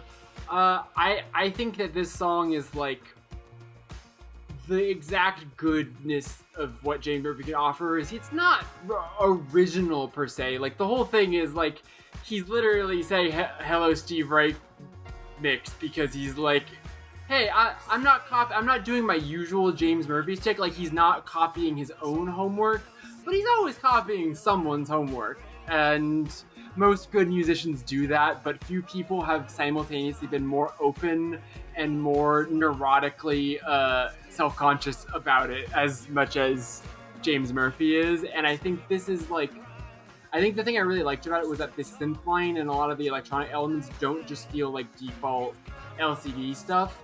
Like the synth reminds me more of like some floating points type stuff than it does like typical LCD synths. And I think that's an evidence of like, he was making a song with David Bowie. He's taking this shit real seriously. He's giving you his A game on this one. And it's good. I like it a lot. Yeah, which Floating Points, by the way, the new record that just came out, fucking great record. Really, really enjoy the new Floating Points album. Just want to give that a little shout. But yeah, this is a fantastic song, fantastic remix. We got a little bit to go on the song, so I'm going to go ahead and play Rose's transmission real quick. David Bowie, James Murphy, Steve Reich, Steve Reich, something, you know. It's like 10 fucking minutes. Like, it's James Murphy doing the James Murphy thing to David Bowie, and like, I don't know if any of you guys have actually listened to like the original version of Love Is Lost, but like, this is an improvement over it. And also, can we admit that the fucking cover of the album Love Is Lost comes from The Next Day? That I just remember the title. Can we admit that cover is really fucking stupid? Like, I'm sorry, that is just like, you put a little box over the cover of Heroes. Great, you fucking postmodern dipshit. Like, it's annoying and not in a funny way. Like, come on, man. I think it's annoying in a funny way. I think that's exactly the way that it's annoying. I think that it's stupid in an endearing way. It's very I agree. Art school vibes. Mm-hmm. He gets a pass on basically like pretty much everything. You get to be a little cringe when you're the guy that the taught us how to be weird meme is based on. You know, like he was that dude. Yeah, but it's David fucking Bowie. Again, and also like it's David fucking Bowie. The man could do pretty much whatever he wants, right? Like, goddamn. This is true. But yeah, this is a great remix. I have not listened to The Next Day, but this does make me want to like go to that record and like check it out and, you know, sort of dive in a little bit and be like, okay, like what's the deal? I listened to it again record? after listening to this. It holds up. Some good songs on it. I mean, but like Rose is correct. Like this is better than the studio version. 100%. But yeah, we'll again, the song is so fucking long, so we're gonna just end it a little early here. The rest of the playlist is all doozies. Like these are all like huge fucking things we gotta talk about here. Yeah. This oh boy, next song, Blood Orange. You're Not Good Enough. Oh, this again. The stretch. It's all doozies. My God. This is where we kick into like overdrive of like oh boy, like this song and our next song, like foundational. This song is so fucking good. Like it is. Oh my God. Like Blood Orange, he hasn't put out a record in a little bit, so it's kind of hard. It's a bit tougher because it's been like 5 years since Angel's Pulse, and that was more of a mixtape. So it's really been like closer to 6 years since he could announce one any day now. Yes, but I also think he's busy a little bit. You know, he's doing stuff, and he's at a point where it's like I will like I gave you these records, like I can drop whenever I want afterwards. Like you guys can wait now. But goddamn, this song is so fucking. Oh my God. The Dev Hynes career arc is so fascinating because this is very much in what his middle period as an artist overall, not just Blood Orange. Starts out as like British indie rock guy, borderline landfill indie. When he was Lightspeed champion, I've talked about this on the podcast before. Go check out some of the Lightspeed champion press photos. Just look at that haircut. It's something. It is the most MySpace images I've ever seen in my entire life. But of course, he then transitions over to the Blood Orange project and sort of has like this very like 80s R&B sort of Prince inspired stuff. And like the first Blood Orange record is good. It's not as synth poppy or as R&B as you would anticipate compared to where he would go, obviously, with this record and Freetown Sound afterwards. It's a very guitar heavy record, that first Blood Orange album. Like it's not really until like the last song where it's like, oh, okay, like this is where this project is going to go, and then of course expands on it with Cuba Deluxe, which is a really good record. Borderline great record, I would say. I think I would safely call this a great record. Or at the very least, a record with some like 10 out of 10 songs. Yeah, I was a little late to the Blood Orange train. Freetown Sound is when I fully get pilled, essentially, and it's also a little bit just like I wasn't ready to receive this message in 2013. I was listening to ASAP Ferg Dump Dump, right? Like I was not. Yeah.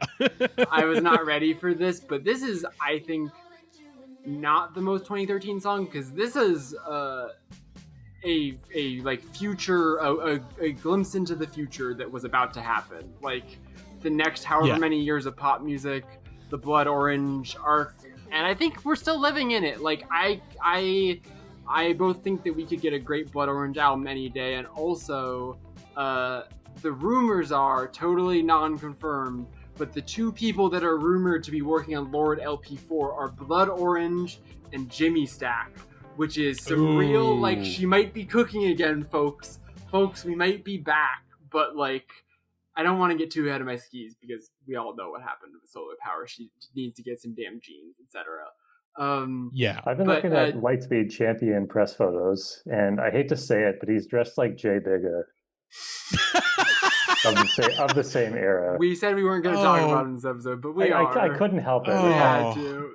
You're not wrong. I'll put it in the chat. It looks like the Scene era. Let me see. Oh yeah, you're not totally wrong.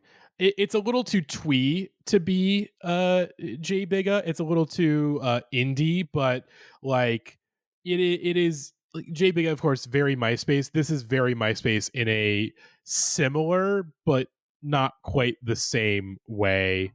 But yeah, this. I'm sorry to invoke it. I couldn't not come to that conclusion. You cannot. It's completely understandable. The fur hat, the puffy vest. God. It's the hair. Yeah. Is he?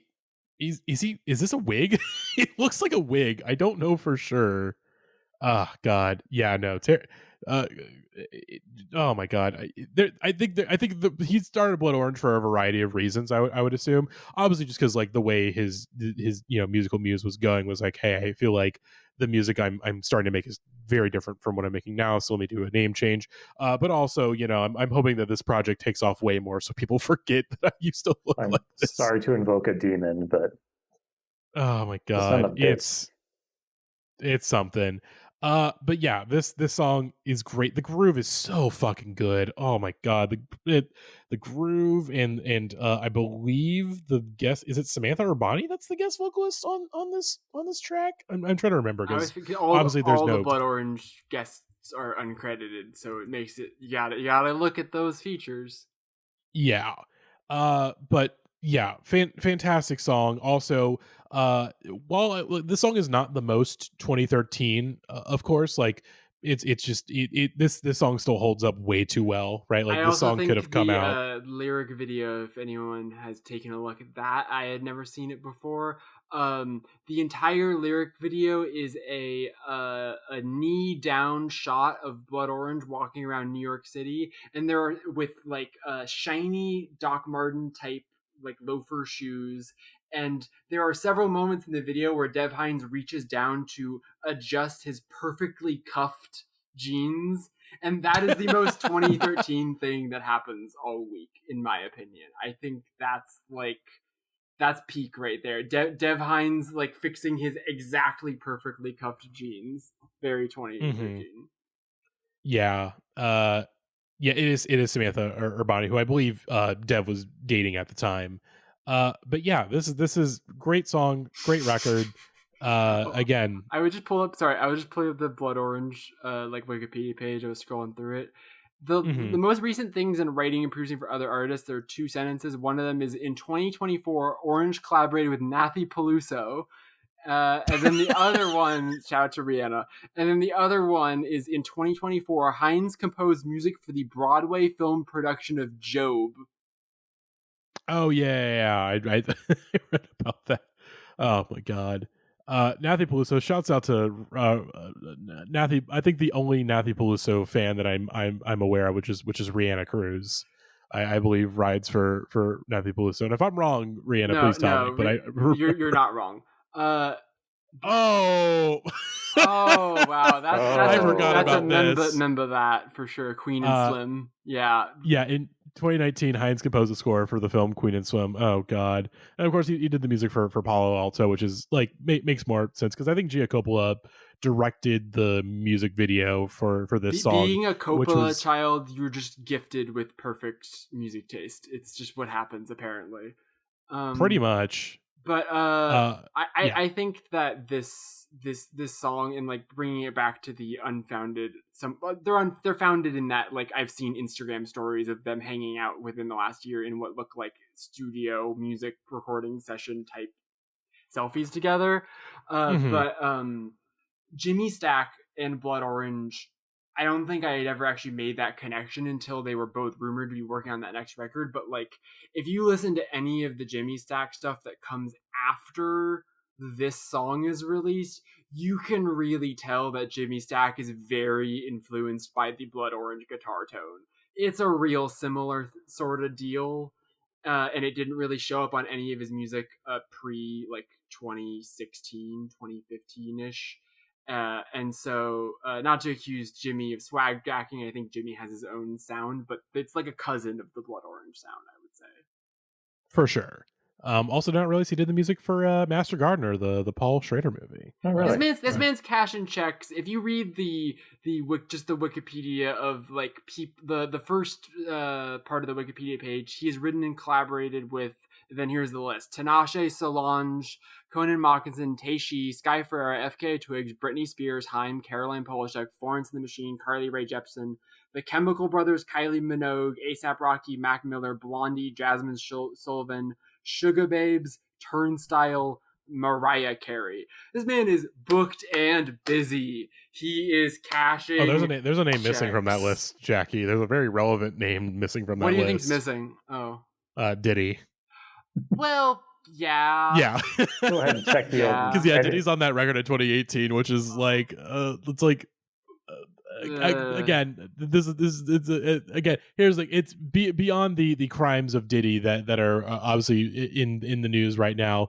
How would you put Diddy on your record in 2018? He was just everywhere for so long, and I think trying to disentangle who should have known what when is kind of a futile gesture. And of course, and I am joking for the record. I know. I'm making a joke. Checking the edit history here. And it is a little funny though to include Diddy on a song called "Hope" on an album that has like Janet Mock interludes. You know, like vibe wise, doesn't quite fit the Blood Orange oeuvre. We have, of course, in the past, this is getting on a whole different tangent. We have, of course, talked about Blonde and its effects on music at large. I do think not Angel's Pulse, Negro Swan, that's a Blonde ass record. Like that is a Here's Blonde Once ass record. That's very fair. I think it's pretty good at. It's a good record, mind you, but I get what you mean. But let's move on. So let's see what we are in terms of recording. We are at 1 hour 41 minutes. Folks, by the time we finish this song, it will be 2 hours 41 minutes. Well, we listen, listeners. I'm going to introduce this song. So here's the thing. Oh, actually, no. Before you do, God damn it, I keep forgetting Rose.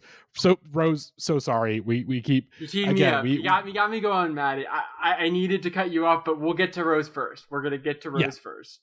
Yes. So sorry.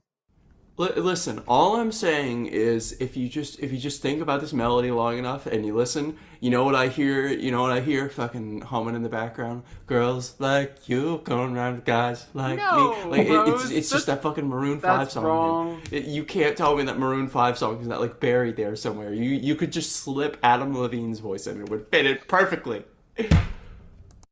Okay, I'm trying to imagine it in my head. I don't see it. You gotta force it a little too hard. On this one, I do not know what Rose is cooking. I'm sorry, Rose. I think this is nowhere near that. But let's cue up this next song. And here's the thing: Matty and I should be banned from talking about death grips. We should be quartered and whatever the term is for when the horse is like put on all of your limbs and they stretch you out. Like, we should not be allowed to talk about the song. And my whole idea was like, we're going to do this episode and I'm going to let everyone but me and Matty talk first on this song for a while before we share our opinions. Because there's a whole mini series you can listen to where Matty and I discuss every single Death Grips album and song. But here's the thing: is this episode is just the three of us, so this is basically a Death Grips discog breakdown episode. And so we're going to talk about whatever I want. Fuck who's watching? Because come on. Come on. Matt, I will say before me and Jackie go off. Yes, Matt. It's a great song. I love Death. I love Death Grips. Maybe not as much as the next person. I mean, in maybe a normal conversation that would be true, but not in this room. People specifically, yeah.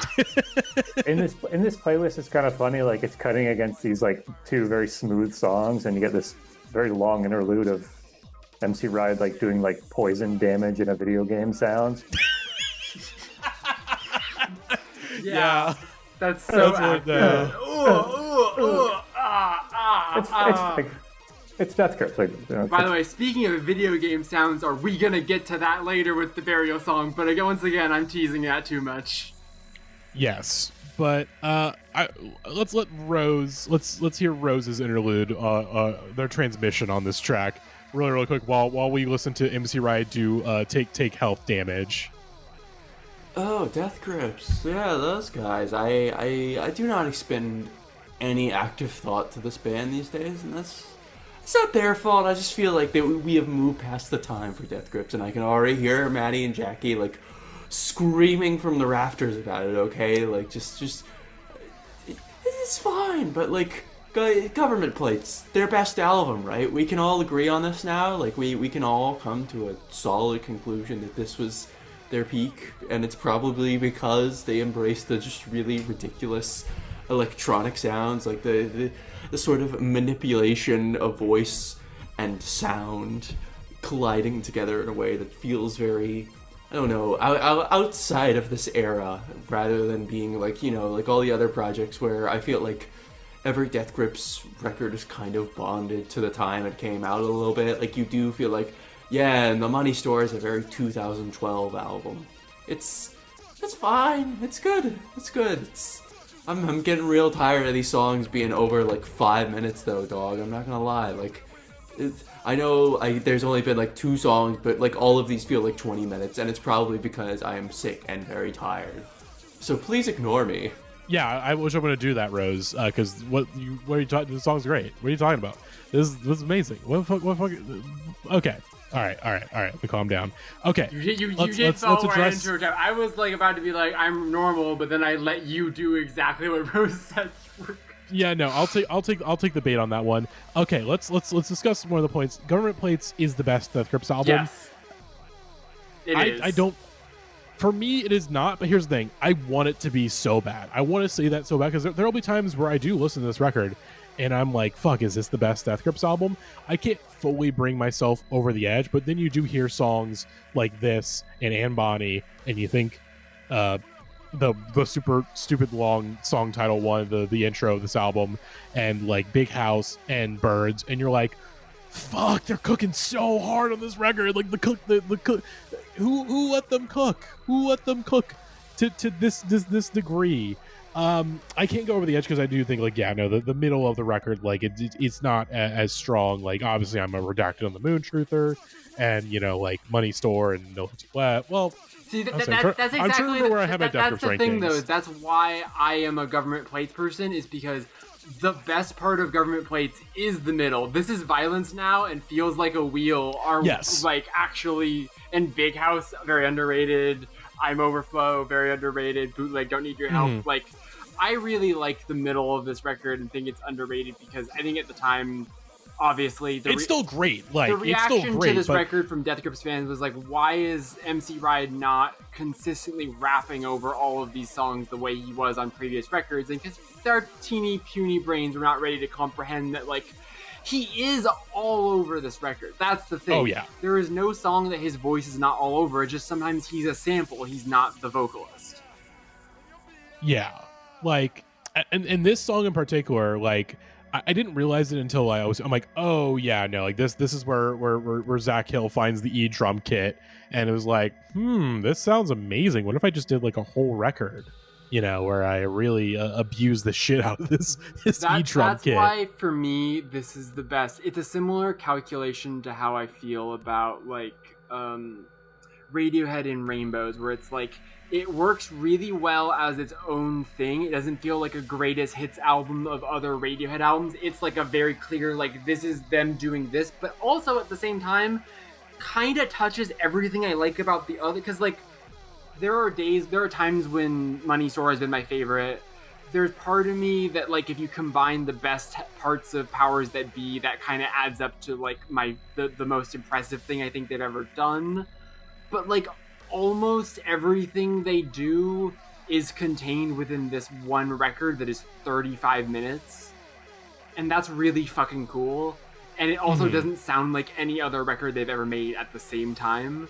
And that's, 100%. like, seems like it should be impossible that it's both of those things, but it is. Yeah. But this song in particular, like, is it for me, is it the best Death Grip song that happens to be an outro? No, like, that's Hacker. Like, Hacker is, but in terms of an outro, like, within the concept record, like an outro, this is the best Death Grips outro. That's exactly what I was going to say. Has never ended better than this. We podcasted too much about Death Grips. We just have the same opinions now. It's dumb. I hate it. I was thinking about this earlier today, and, like, I'm gonna bring this to the podcast, but, like, like, Hacker. I think the like most critical thing I can say about this song is that it works slightly less well in the context of a playlist than it does as the end of the record, whereas Hacker is simultaneously a perfect closer for the Money Store and also is a song that can exist entirely as its own object, whereas this loses just a little bit of its power if you haven't just listened to the rest of Government Plates first. But here's the thing, I listened to Government Plates like a bajillion times, so like I played the album in my head and then I listened to this. You can reconstruct the rest of the album in your brain around it. Exactly. But goddamn, this song, like, you know, I'm literally playing it again because this is the best song of the week, like, bar none. This is the best song we'll talk about on any of the 2013 episodes. Honestly, I gotta take a real hard look at the rest of the playlist for just the rest of this season. It might be my favorite song of the entire series. Like, this song is something special. I obviously Riot, the Riot's performance on this is great. Some incredible fucking lines on here. This is like one of the, and I think we probably said this on we need to stop, just because if we keep going we will start repeating things we said on the, like, for sure. However, I think the end of this song is about as close to Death Grips ever come to, like, dropping the facade and saying what their music is about, which is fuck off and you'll be all right, whatever I want, whatever I want, whatever I want. That's Death Grips right there, baby. That's the whole thing. Like, that's all of it. Yeah. And I was gonna say in my head I was like okay, is this the longest Death Grip song? And then I was like, well, obviously Steroids, and then, like, I guess GM on the Restraining Orders, but, like, maybe within a full canonical record that's like this is a song song. Like, this is not an EP that was put together as one song or you know, so on and so forth. Like what we're going to talk about with the Burial song this week, which is like a 7-song Voltron, which is what they do later. Like, this is the longest, like, it's one song Death Grip song, I think. Mm-hmm. And yet it contains multitudes, like the shimmering synth shit here that is so fucking loud and blaring and overwhelming is so good. Carnival Ride from Hell was always the vibe I've gotten from that synth. Yeah, it's, oh my god, I go like nonverbal. This song comes on. I'm just posted up at the function nonverbal, screaming "fuck who's watching." Matt, do you have anything else to say about this, or do we want to? I think we should move on. We're just going to get into the big we're just going to get to spiral again, which is fine. But we got too much other really important music to talk about this episode to keep talking about. There's a really bad song coming up. Not the next one, but okay. I was gonna say, because here's the thing. AJ Moser will kill you. He would kill you if you said that. He literally threatened all of us last week on the episode. I'm worried though, because I don't think we're missing for the rest of this episode. So we're about to have a disagreement of some kind. But let's get to it. It's not this song. This song's great. Yeah. Our next song, Red Eyes from The War on Drugs. Of course, AJ Moser, a huge War on Drugs fan. I will say I do like this song, but of course, like, it comes after whatever I want on this playlist. Like, it's gonna feel like a bit of a letdown no matter what. to me, and that is not the fault of the song. It is just like that is just the way that the playlist is sequenced. This hey, here is this perfect on a porch song. That's not what you need to listen to right after Whatever I Want, Fuck Who's Watching. After Whatever I Want, Fuck Who's Watching, you need to lie down in the floor of your dark apartment and like gather yourself. Where then this is like, hey, do you like Bruce Springsteen? It's just a weird vibe shift. Yeah. That being said, this song it is very good. Very good heartland rock, sort of track.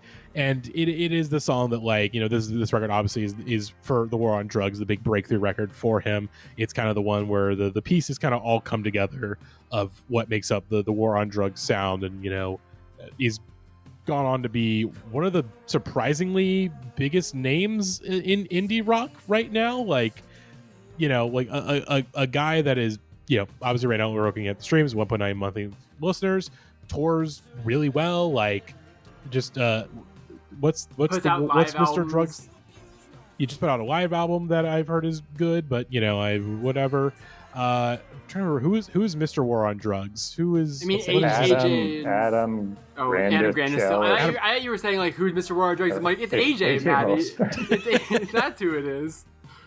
Yeah, but yeah, Adam Grandis like just has carved out a nice little career for himself off the back, I would say, of this song. This song was, it's still his biggest song on Spotify, and is the one that like, oh, okay, like here's this guy. He's not just like offshoot, not just like, okay, kind of indie rock life, or a couple guys that popped up in his band. I think like I want to say Kurt Vile was an early member of the War on Drugs. Up until like, he might have even played on this record. He's definitely on the one before this. Yeah, I want to say he leaves pretty early on and then goes solo, but yeah, no, this song is it's pretty damn good. It's kind of unimpeachable for me personally. Oh wow! And also AJ Moser does have my home address, so I really gotta. So Kurt Vile was 2005 to 2009, so he's out of the band by this point. Well, but early on, in the like really, really early days, because 2009 is before their second record, so like just the first record basically. Yeah. Now he's credited on the next one. It's just like an additional musician. Some crossover there, but no, he's gone by this point. I don't know how much this is. I don't know how exactly to describe it. There are times where like an artist that is totally outside of my wheelhouse gets so deep in a bag that very briefly they become in my wheelhouse and then they disappear out of my wheelhouse again. I call this the Foxing effect, right? And for roughly 4 years in the mid to late 2010s, the War on Drugs was an artist I really liked. And it's not like the most recent record is bad, but it's more like I woke up from the dream of the period of my life where I would be a person who listens to the War on Drugs. I'm like, that's not me. I'm the person that said Sophie Bipp is one of the greatest songs of all time. This is not Jackie Core. You were lost in the dream. That's what it's right there. I was lost in the dream. I also like Deeper Understanding a lot more than this because I think it improves on exactly what this song in particular is doing. You know what I mean? Yeah. Like he saw the success of this record, and he just like doubles, triples down on everything that's good about like this song, Yeah, partially because just like okay, like I'm gonna just go live in the studio for however long. Also signs to a major label on the next record, so like he gets major label money to just fuck around the studio. And that record is like him deliberately like expanding the sound of his records to stadium size so that he could start to play bigger festivals and stuff like that, and really successfully does so. Like Thinking of a Place, that song fucking rules. Speaking of songs that are really long, but yeah, this is good. I will not say a bad word about it as to not incur the wrath of AJ, but this is sure a I'm at a brewery song, like not non-judgmental, but just like that's what this is. Yeah. Not much else to say about it. It's fine. It's good. Yeah. Let's see what Rose had to say on this track. Last week, AJ Moser promised the potential of death if I did not praise this War on Drugs song. And it just I'm feeling bad already. I don't want to die, so I'm gonna do the lights, camera, Jackson rule. I'm not gonna say anything at all. Yeah, that's enough for AJ. Still. Here's the thing: AJ Moser does have your home address, Rose. Yeah, you just have to accept death in that scenario. You can't really get out of it. Yeah, he's just gonna sick Cloud Moser on you. You know, it's gonna be over. You know, it's just, you know, you had a good life, and now I am it's looking over. ahead and seeing that the waveform of Rose's next file is much bigger than this one, and I have to imagine that that's because she's about to get fired up about this next one, which of course it's time once again to return to one of the main characters of this series. Next song is Saint Vincent, Birth in Reverse. I'm just gonna play Rose's. Let's see what Rose had to say about the song. I feel like we should let her open the floor here. You know, it's so many terrible things we've had to discuss on this podcast. It's just, it deeply upsets me that St. Vincent was good once. Like I can't get over to this day how St. Vincent self-titled is just like an immaculate masterpiece, other than that one song where we have to hear way too many details about her relationship with Carrie Brownstein, but like otherwise, like, pretty immaculate guitar record. It's kind of astounding that she made this still, because it feels very outside of what became before and after. Like, I know a lot of people would argue this album is kind of Strange Mercy's leftovers, but like, dude, this album meets Strange Mercy's. It takes Strange Mercy's lunch money. I'm sorry. That record has like 3 good songs I can point to. This one is just like all killer, no filler, other than that one, like I mentioned. But like, dude, what happened to St. Vincent? Like, we need to diagnose this, and do not say the answer is Jack Antonoff, because it's not. No. Like, he's just an enabler. We've figured this out now. He just enables other people's bad ideas. But like, what led Annie Clark down this turn where she just like can't make a good song to save her life and just keeps having to like do horrible shit to get people's attention? It's like, it's degrading is what it is. It's horrible to watch. I don't like it. Like make her hang out with David Byrne again or something, please. Just get some whimsy or something in there, like anything to make this fun again. I think that's the hardest part for me, is just like projecting into the past and to a time when like I was excited or interested in anything that she did. Yeah. Like if St. Vincent got on a plane in Clear Lake, Iowa in 2013 and this was the last thing she ever put out, like, it was great. It'd be a fine record.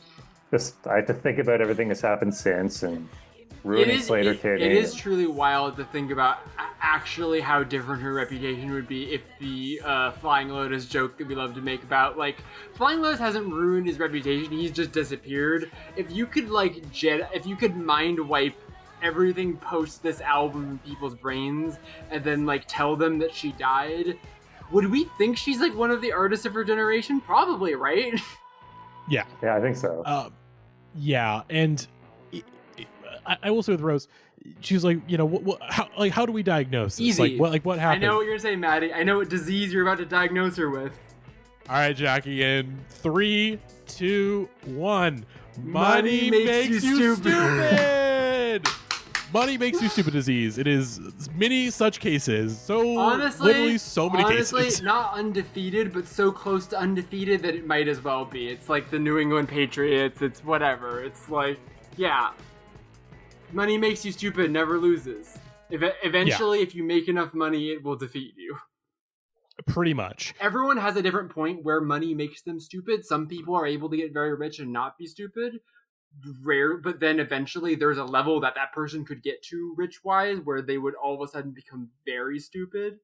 And like, St. Vincent's level was probably not that low. That's the thing, is that St. Vincent, like, it did not take a lot of money for Money Makes You Stupid, or maybe just like being a famous person makes you stupid is perhaps the way we should update because I do think some of it is money, obviously, but like, I think she's just like on a different planet, and you can do that without getting super rich, right? I can't imagine she made that much money off of any of this. That's the thing. She's an indie musician. Like, even if she's like pretty mainstream, none of this stuff. She's got those guitars now, and those guitars are everywhere. A lot of people are playing those guitars. That actually probably is more profitable. But like, there's a reason why she's doing songs for the Minions movie, right? It's not like Yeah. she's like raking in dough from Strange Mercy this many years later. Like, I think Yeah. that Funky Town calls for us all at a certain point, you know? Okay, I have a joke, and if it's bad, I'll cut it. Which I said that last week. Cara Delevingne pussy got me acting strange. Someone said Texas. I thought I said fuck you mean. I only sing about New York now. Oh my god. That sounded better in my head. That was better than last week. Carrie Brownstein pussy got me like it's just quite a no Cara Delevingne. No, that's the thing. It's Carrie. That's the Cara Delevingne because that's the Carrie Brownstein. That's a different kind of brainworms, and obviously like those like when is the movie, the Carrie Brownstein St. Vincent movie, the Nowhere Inn? When does that happen? That was supposed to come out in 2020, and then COVID happened. They got delayed, right. and then it just kind of got like dumped sometime in like early 2021, late 2020. I think at some point on VOD. When she fully cracks around then.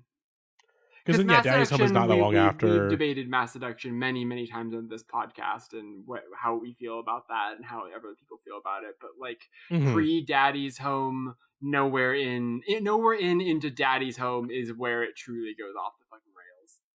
Forgot about Daddy's Home. Terrible record. How could you forget about? Honestly, though, even though it's terrible, I don't remember anything about the actual music besides it sounding vaguely Steely Dan-y.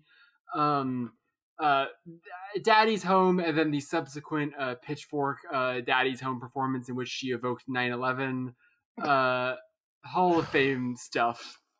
Bad Hall of Fame stuff.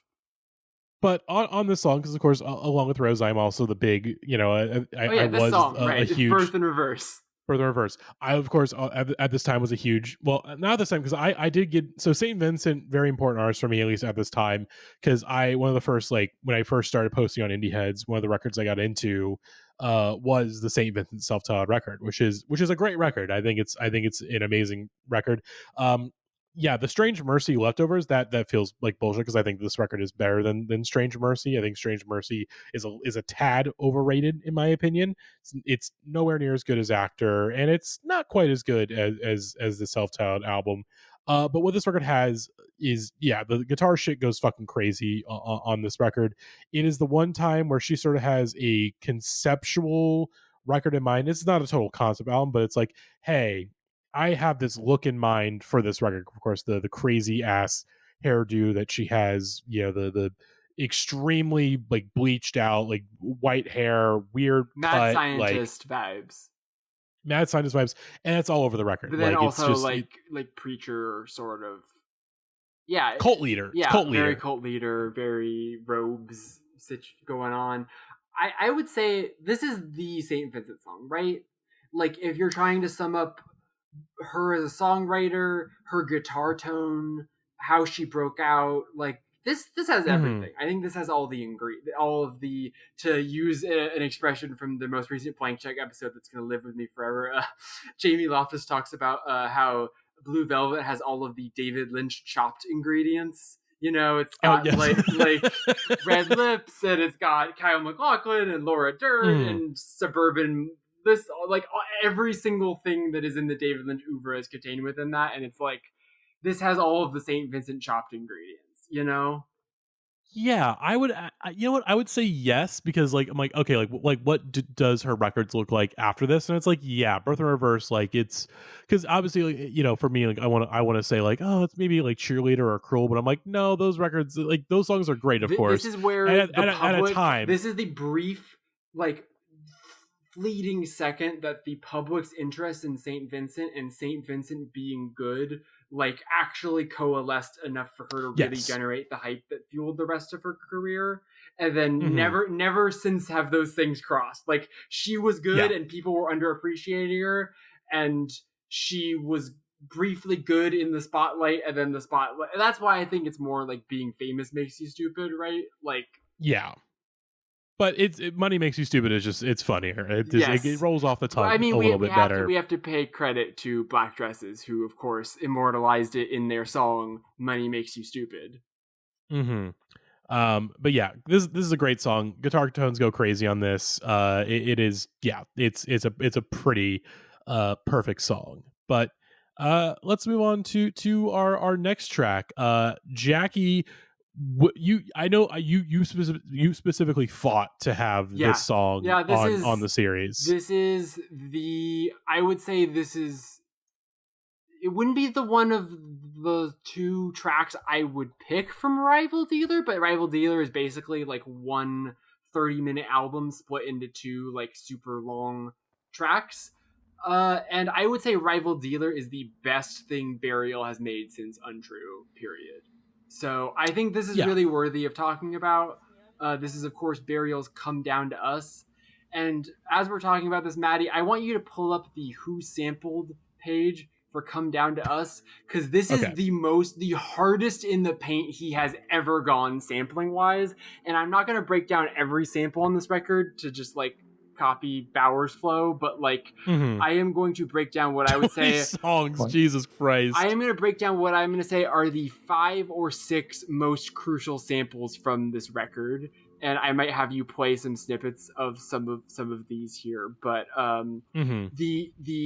there's a lot of stuff going on here. There's a couple that like of things that like get reused across Burial songs. So like the Angel of Mine Karen Malick sample is a YouTube video of someone like a teenager covering the Monica song Angel of Mine, and that vocal gets used in this and also gets used in the Burial song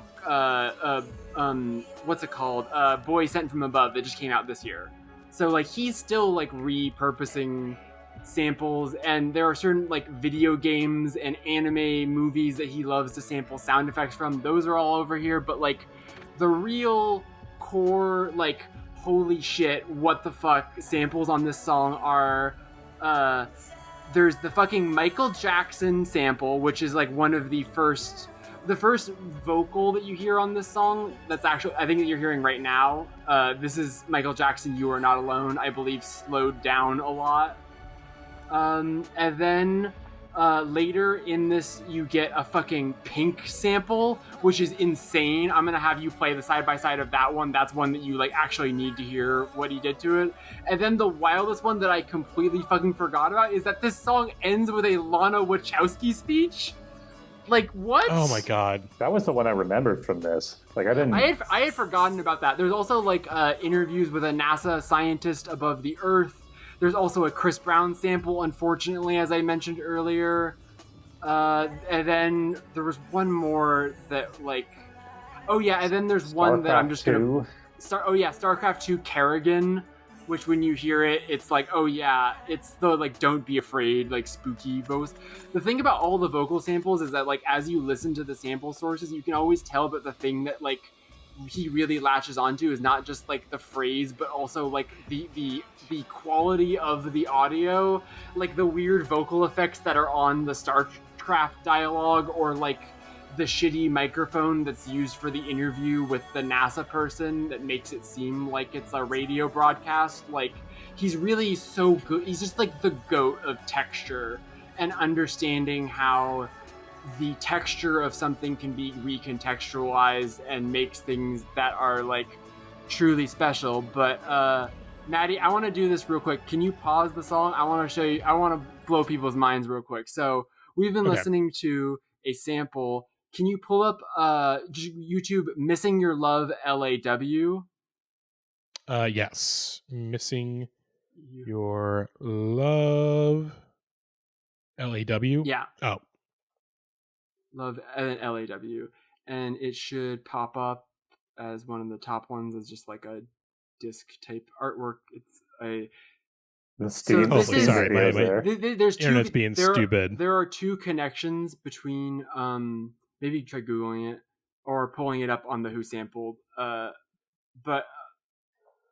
internet is being fun right now. This is one of two. This is one of two connections between this and the new Burial song this year, which is that the main melodic sample of this song, of the like key early part of the song, is a song called Missing Your Love by LAW, which is a freestyle track that sounds big time Tommy as hell. But the genius fucking thing that Burial does on this is he plays it at half speed. Later, he will just make a song that sounds like Burial's version of a Big Time Tommy song. But Matty, play the song and then play it at half speed after you play it for a little bit. Yeah. Let's see, I was able to get the Who sample page to pull up, but obviously YouTube is being a little stupido right now. It might not with let the you. internet. We may have to come back to playing it at half speed, but just play it for a second and you'll recognize the melody.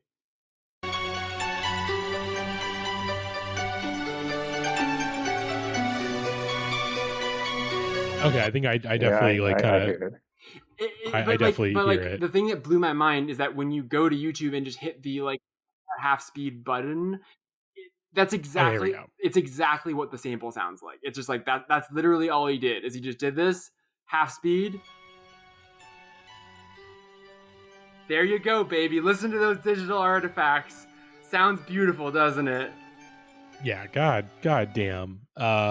This man is a genius. This man is a fucking wizard. The stuff that is sampled on this song is like, and this is truly the mode he gets into at this point in his career, is making these like patchwork songs where instead of making an album with like interludes and then like full songs, he's just like, what if I made like just 15 minutes of music that feels like so cohesive and simple, but then when you pick apart the parts of it, it's like, oh, this is like 47 different things that you've like recontextualized into feeling like their own world. Matty, can you pull up the pink one now? Because this one's also fucking crazy.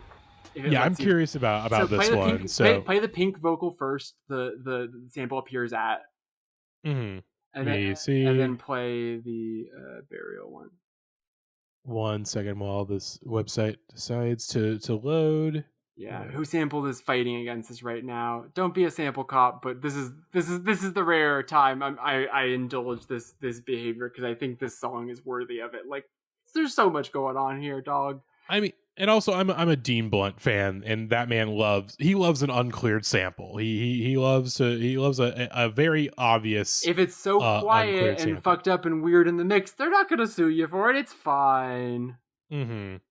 Also, again, it's like, it's like, can they actually, like, is this person going to make like a ton of money off this? It's like, okay, it's not really worth trying to fight the legal obviously case. Like stuff like the Ray J sample on Archangel is like what he's kind of most famous for. But I think the real genius stuff that you hear on this song is like taking a 3-second snippet of like a video game sound effect reel where between two goofy ass sounding effects, there will be this like kind of like wind blowing sound that's kind of ominous, and he'll be like, that right there, I'm cutting that out and I'm using it. Like the fact that he can dig that deep. Yeah, Matty, don't bother pulling it up because you kind of need the exact burial jump to the thing to hear it because it's so fucked up. Like you would never recognize that it's pink in the song, but if it's not playing, I just played it on the side. It's crazy. I would never have thought. It's so wild. But I will back put to it another time, or you can. I'll do it in post. I will try to play it in post and try to do that in the meantime. But yeah, like oh yeah, here it goes. Or not. Is that? Oh no, I was going to start playing. Let me do 20 seconds in because it tells you the time, but obviously my internet's not being great, folks. It's not cooperating with us. I'm just glad it hasn't crapped out, but yeah, no, we're still on the call, thank God. But it does not want me to play anything that would every require other internet. Artist like samples a house track. There's a house track that's sampled on this record, but the part of it that's sampled is like the one part where the beat comes out and there's like a reverb vocal saying like, oh yeah, and he just takes that. Like he doesn't want the beat, he wants the liminal spaces, as it were. What is this sample? Because this is sort of a recurring motif throughout the. I actually could not clock which one of the samples. I was trying. It sounds to like It sounds like paper. It sounds like Bad Girls. This is the thing that connects the song most to like the Fortet collaborations, because that kind of a harpsichord sort of sound is something that Fortet like super dabbles in, and so like later when they collab, like actually this is after the first. No one quite like you. Okay, hold on. Okay, it's finally working on Safari. So we heard that I heard that little vocal tick and I'm like, wait, that sounds familiar. Let's see if YouTube would like to load and play the burial song. Actually, I can probably just go straight up to the burial song because I have it downloaded because I make sure to download all the songs Let's see, For this 8:32 is like, reason.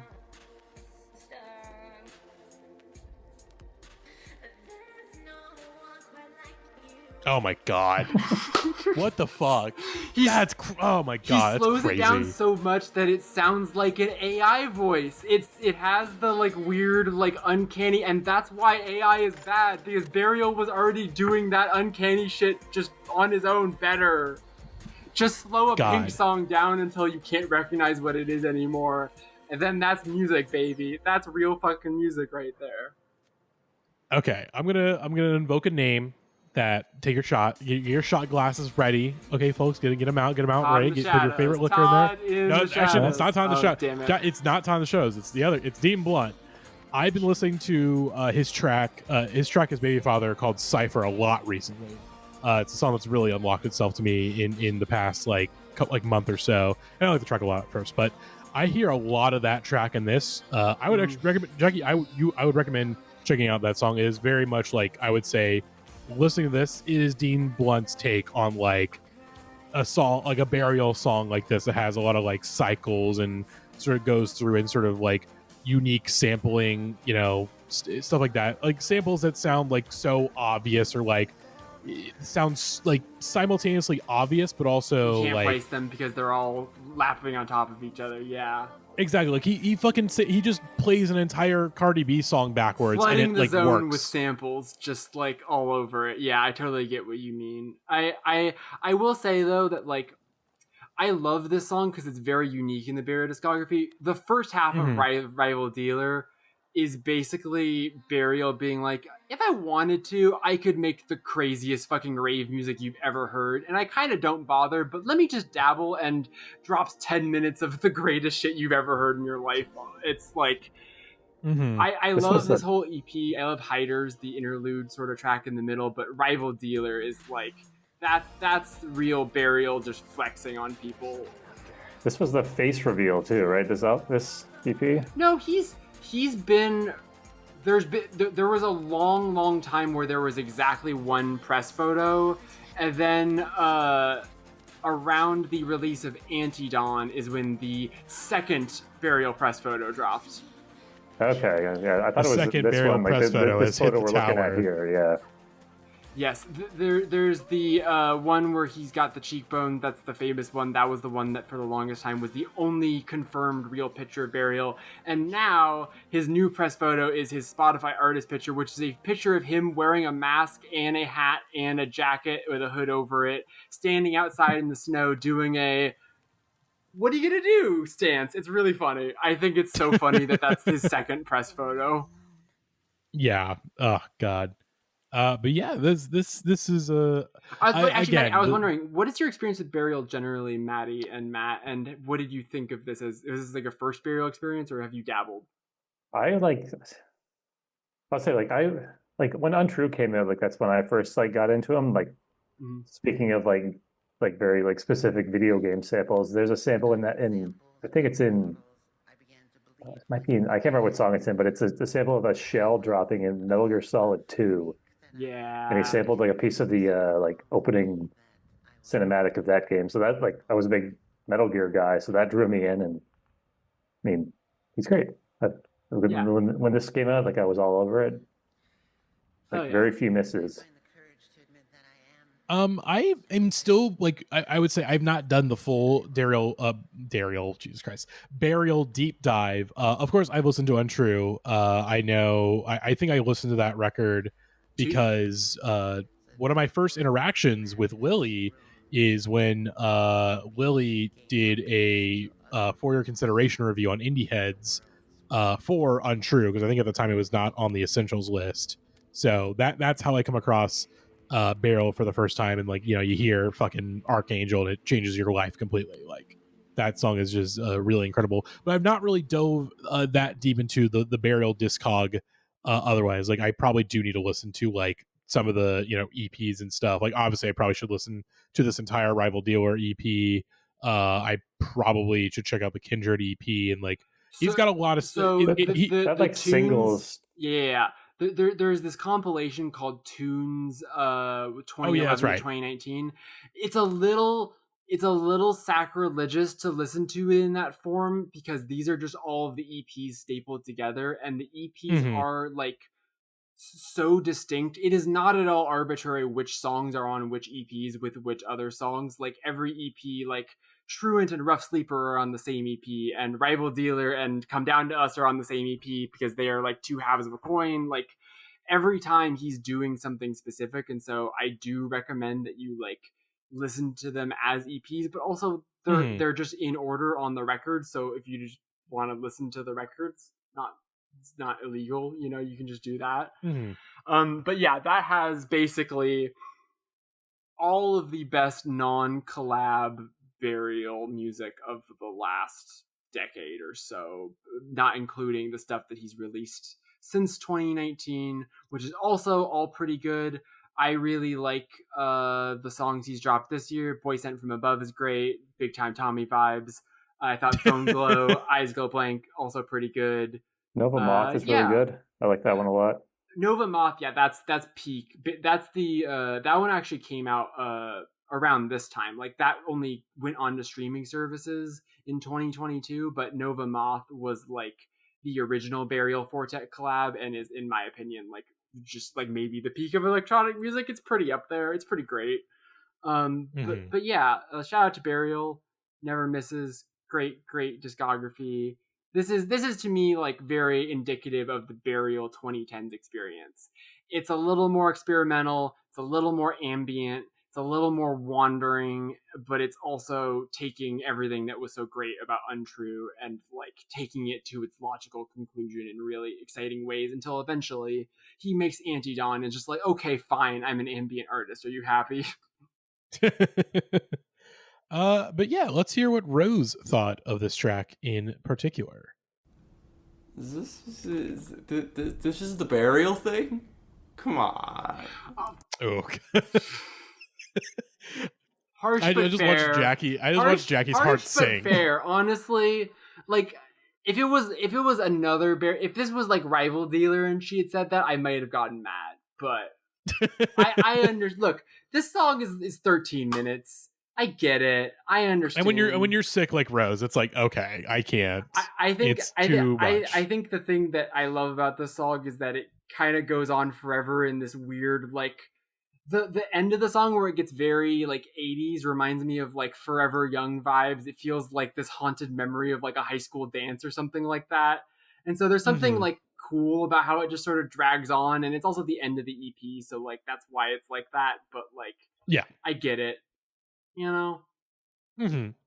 But yeah, I quite dig it. And once again, Jackie, I'm gonna implant the idea in your head. Check out Cypher by Baby Father. I think it's a great little very similar project to this. And of course, you know, Baby Father, the album came out on Hyperdub, so you know, hey, there's a little extra connection there. Indeed. But let's end off the episode. One last song, XO from Beyonce, from her self-titled surprise record, the second surprise album of within like a month, pretty much, because you know, Government Plates drops by surprise in November, and then this drops by surprise in December. Surprise album year. I forgot about that. Yeah, that's like the thing that happened this year.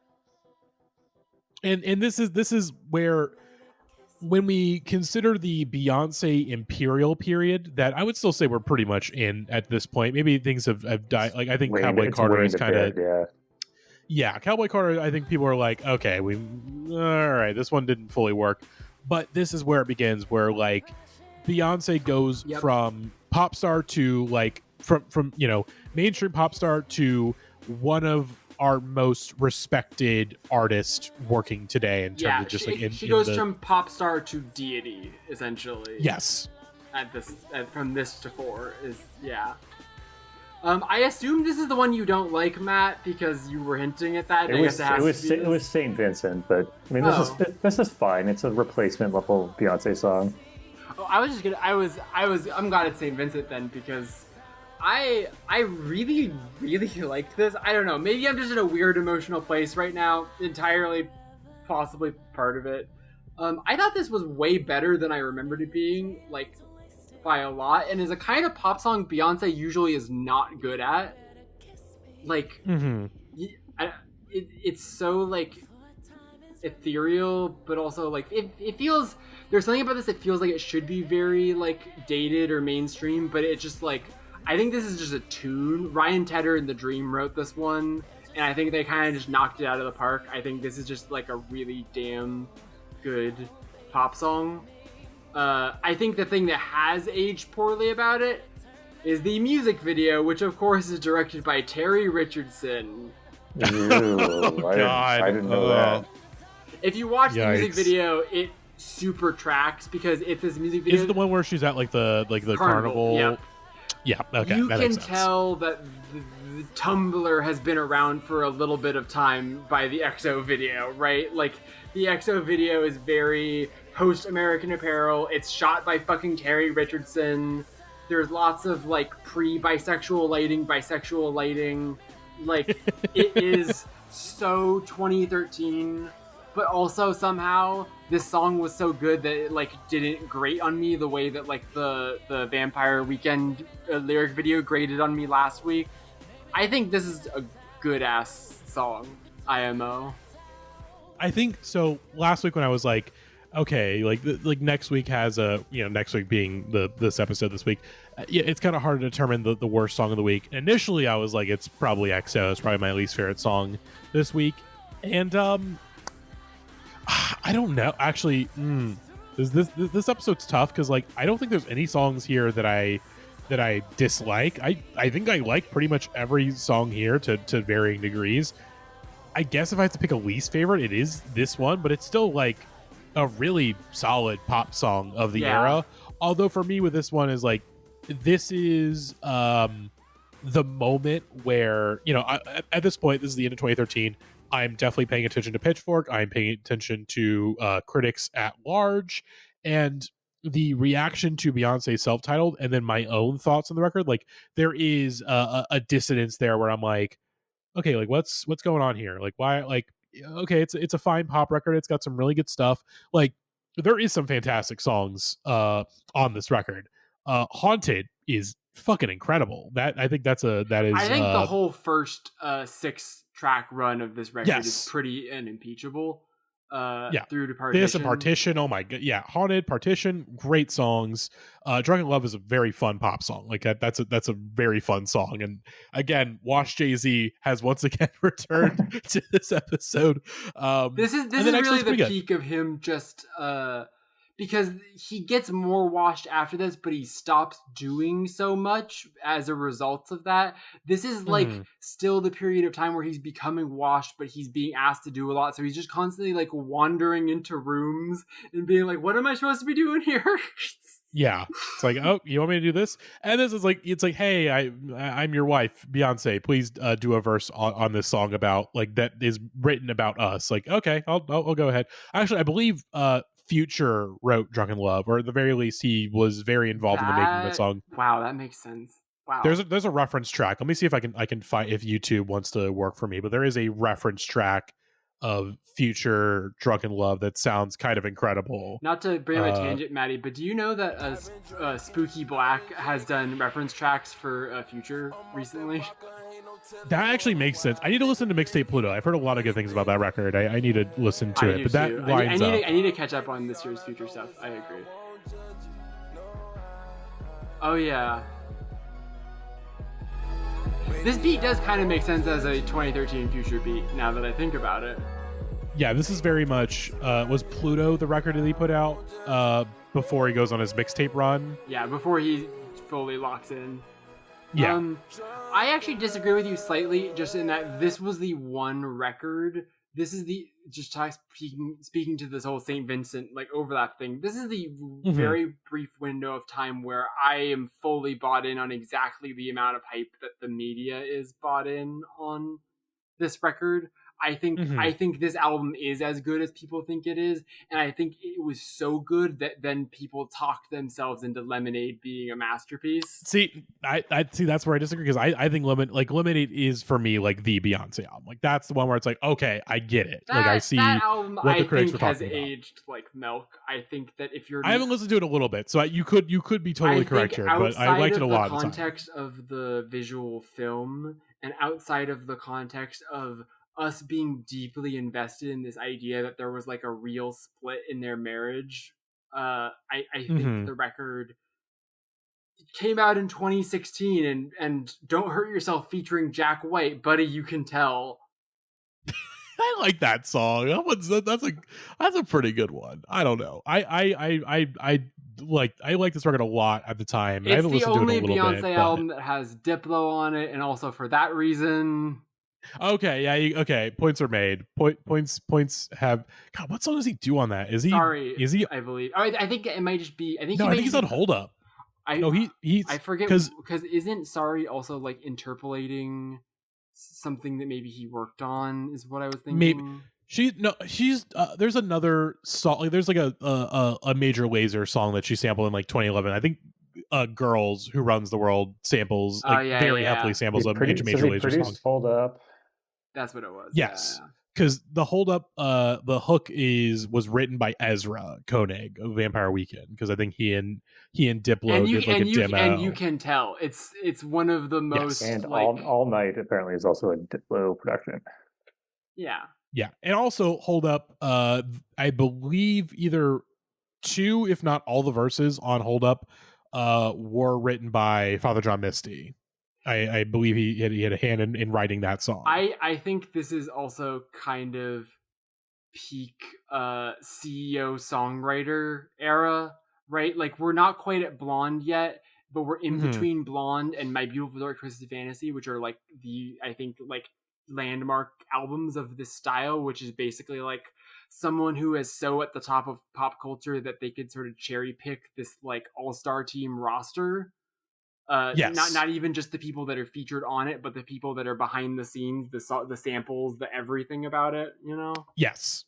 Yeah, this is a case of money and taste and timing like coming together in a pretty perfect harmony. But we do not get to the Lemonade stuff until we get to season 3 of Best New Pod. So I believe we'll leave it there. Let's get to the panel. Everybody, your best song of the week, your worst song of the week, and then your most 2013 ass song of the week. Matt, I'm going to kick it off to you. What is your best, worst, and most 2013? It's hard to pick a best song, honestly. Like, there's a lot of great songs here. Like, I might lean towards Burial, but I mean, War on Drugs is there. Sorry, AJ. Worst is St. Vincent. Also, maybe most 2013, just because it's like the very limited window where we're not embarrassed to be listening to St. Vincent. That's true. In many ways, that does make it the most 2013 because everything changes after this. I mean, there's like some other like very like Perfect Pussy is very 2013. Even like Courtney, Barnett to like a certain extent, but yeah, not a lot of like. There's no bad songs here. Like I'm reaching to pick the worst. Yeah. For me, best of the week, obviously, Whatever I Want, Fuck Who's Watching, Death Grips, like the best song of the entire season, maybe. But I will revisit that take as we continue on. Worst of the week, honestly, it's just like by default, it's probably XO, but that does not mean that it's a bad song. It's a very good song. It's just like it is the last song on the playlist, and I think part of that is like it's like okay, after like Red Eyes, Breath of Reverse come down to us. It's like, okay, this playlist has gone on for so long that this just gets the short end of the stick, but still good song. And then most 2013, this one's a toughie because there is a couple candidates. I think it's gonna be Perfect Pussy because it's just like I think it depends on how you categorize it. Is it most 2013 in that this only was a thing band wise? I don't think Perfect Pussy is the most 2013 because that sounded like the song itself. No, is it like there's a lot of stuff that came out several years before later. And after this. Yeah, like there are other things that sounded like it before and after. I think that sonically, but I do get what you mean. It's the most member them person on this playlist, undeniably. But I think in terms of songs, yeah, I think it's going to be "Hold On, We're Going Home." That's probably the most 2013 ass song on the playlist. It is 2013 crystallized in amber in just one song. Like all the way that pop music was going, the way that culture was shifting, like it's all in that song. But Jackie, your picks. This is really tough. This is the first week where there is not a song that I flat out disliked. So I think that I'm not gonna say "Perfect Pussy" is the worst, just because I feel like we were a little hard on him this episode. I do dislike the fact that this video is called an official video. I think I didn't like that either. that was very of its time.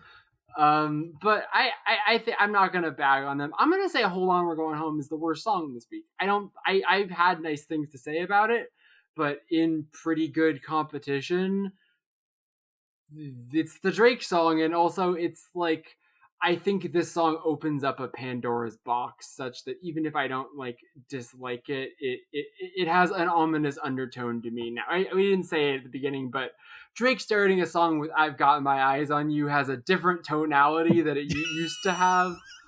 Yeah. Weird to think I was listening to that song in high school. Anyways, let's move on. But the worst song of the week. "Hold On, We're Going Home." Best song of the week. I'm going to say "Burial Come Down to Us," but also, actually, no. I'm going to say "Whatever I Want," fuck who's watching. "Burial Come Down to Us," very close second, but if it had been Rival Dealer, I probably would pick Rival Dealer. And then most 2013 song, I think, has to be... I'm going to say "Hood Pope," because it's a good A$AP Ferg song, and that's a thing that could only happen in a very brief window of time. True. Yeah. I might, you know what? I might change my vote to "Hood Pope" also for most 2013, just because, yeah, this is the only time where that could have happened. But let's to round this out, let's listen to Rose's thoughts on XO and also sort of her outro on this episode. Man, I'm sorry, but like the music video for this one just like really kind of annoyed me because I'm just like, there's no like you know the concept of iPhone face. I feel like there's also rich person face, where just like whenever like you know like it's like whenever a rich person tries to like dress up and be like, I'm just like you. I'm just like I can see it in your eyes, you know, like when you go on when you watch an episode of like Undercover Boss or some shit, it's so obvious that they're faking it. Like I know the show draws attention to it, but like in all these cases, like, you know, like I don't like the "I'm just like you" rhetoric. It's weird and off-putting. Like, stop doing that. Like, this song's fine. I've never been able to form an opinion about anything Beyonce has ever made. I've listened to like the last 3 albums now, and I can't tell you a single word of thought about it. It's not for me, I guess. Like, whatever. While I'm here, I should give my best, worst, most 2013 song of the week. Best, I guess, fucking... I'll give it Death Grips. Like, it's fine, but, like, this is another, like, kind of whatever week. Like, I feel like once we hit into 2014, we're finally going to start stepping somewhere, but, like, right now, we are still struggling. 2013, not a good year. I've maintained the stance for a long time. I mean it. The cap is so strong. Worst song, probably, is... I hate to say it, it's probably the Burial song. No, it's the Drake song. The Drake song made me feel absolutely nothing whatsoever. Like, we could get rid of that and society would move on just fine. Like, let's be honest with ourselves. And, like, similarly, I think that's got to be the most 2013 song as well. It's either that or, like...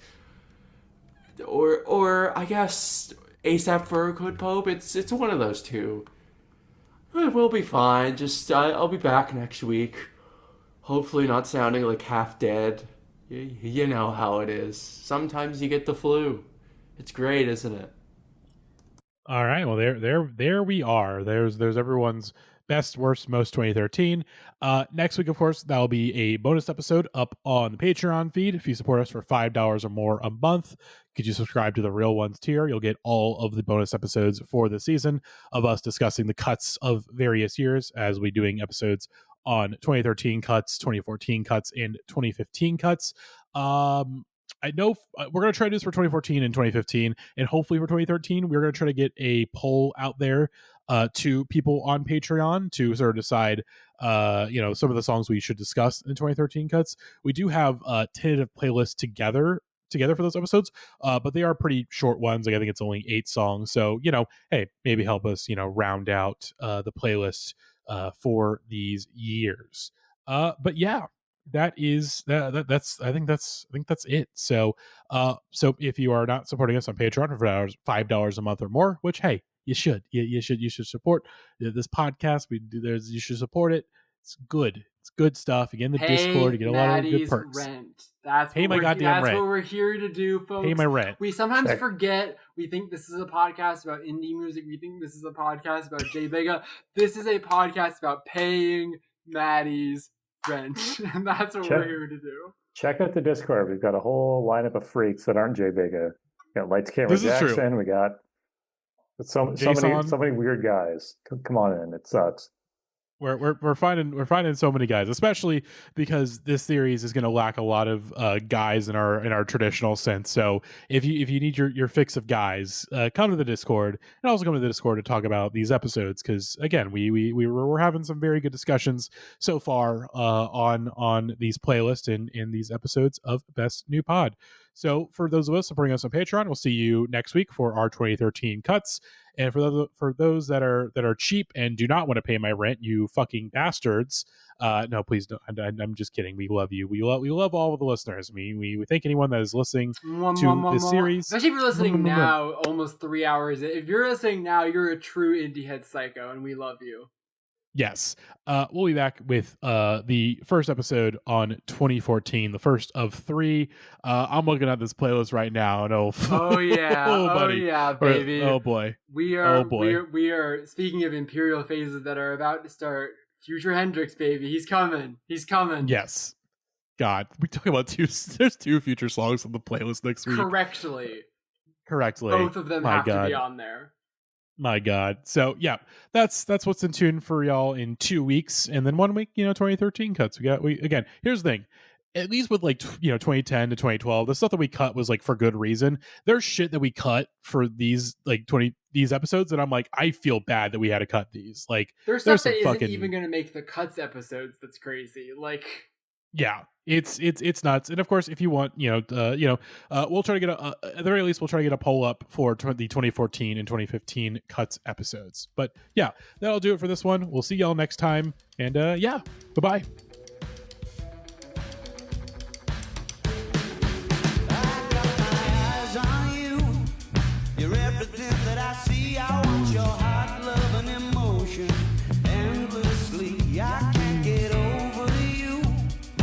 Put your mark on me, I want your heart, love, and emotion.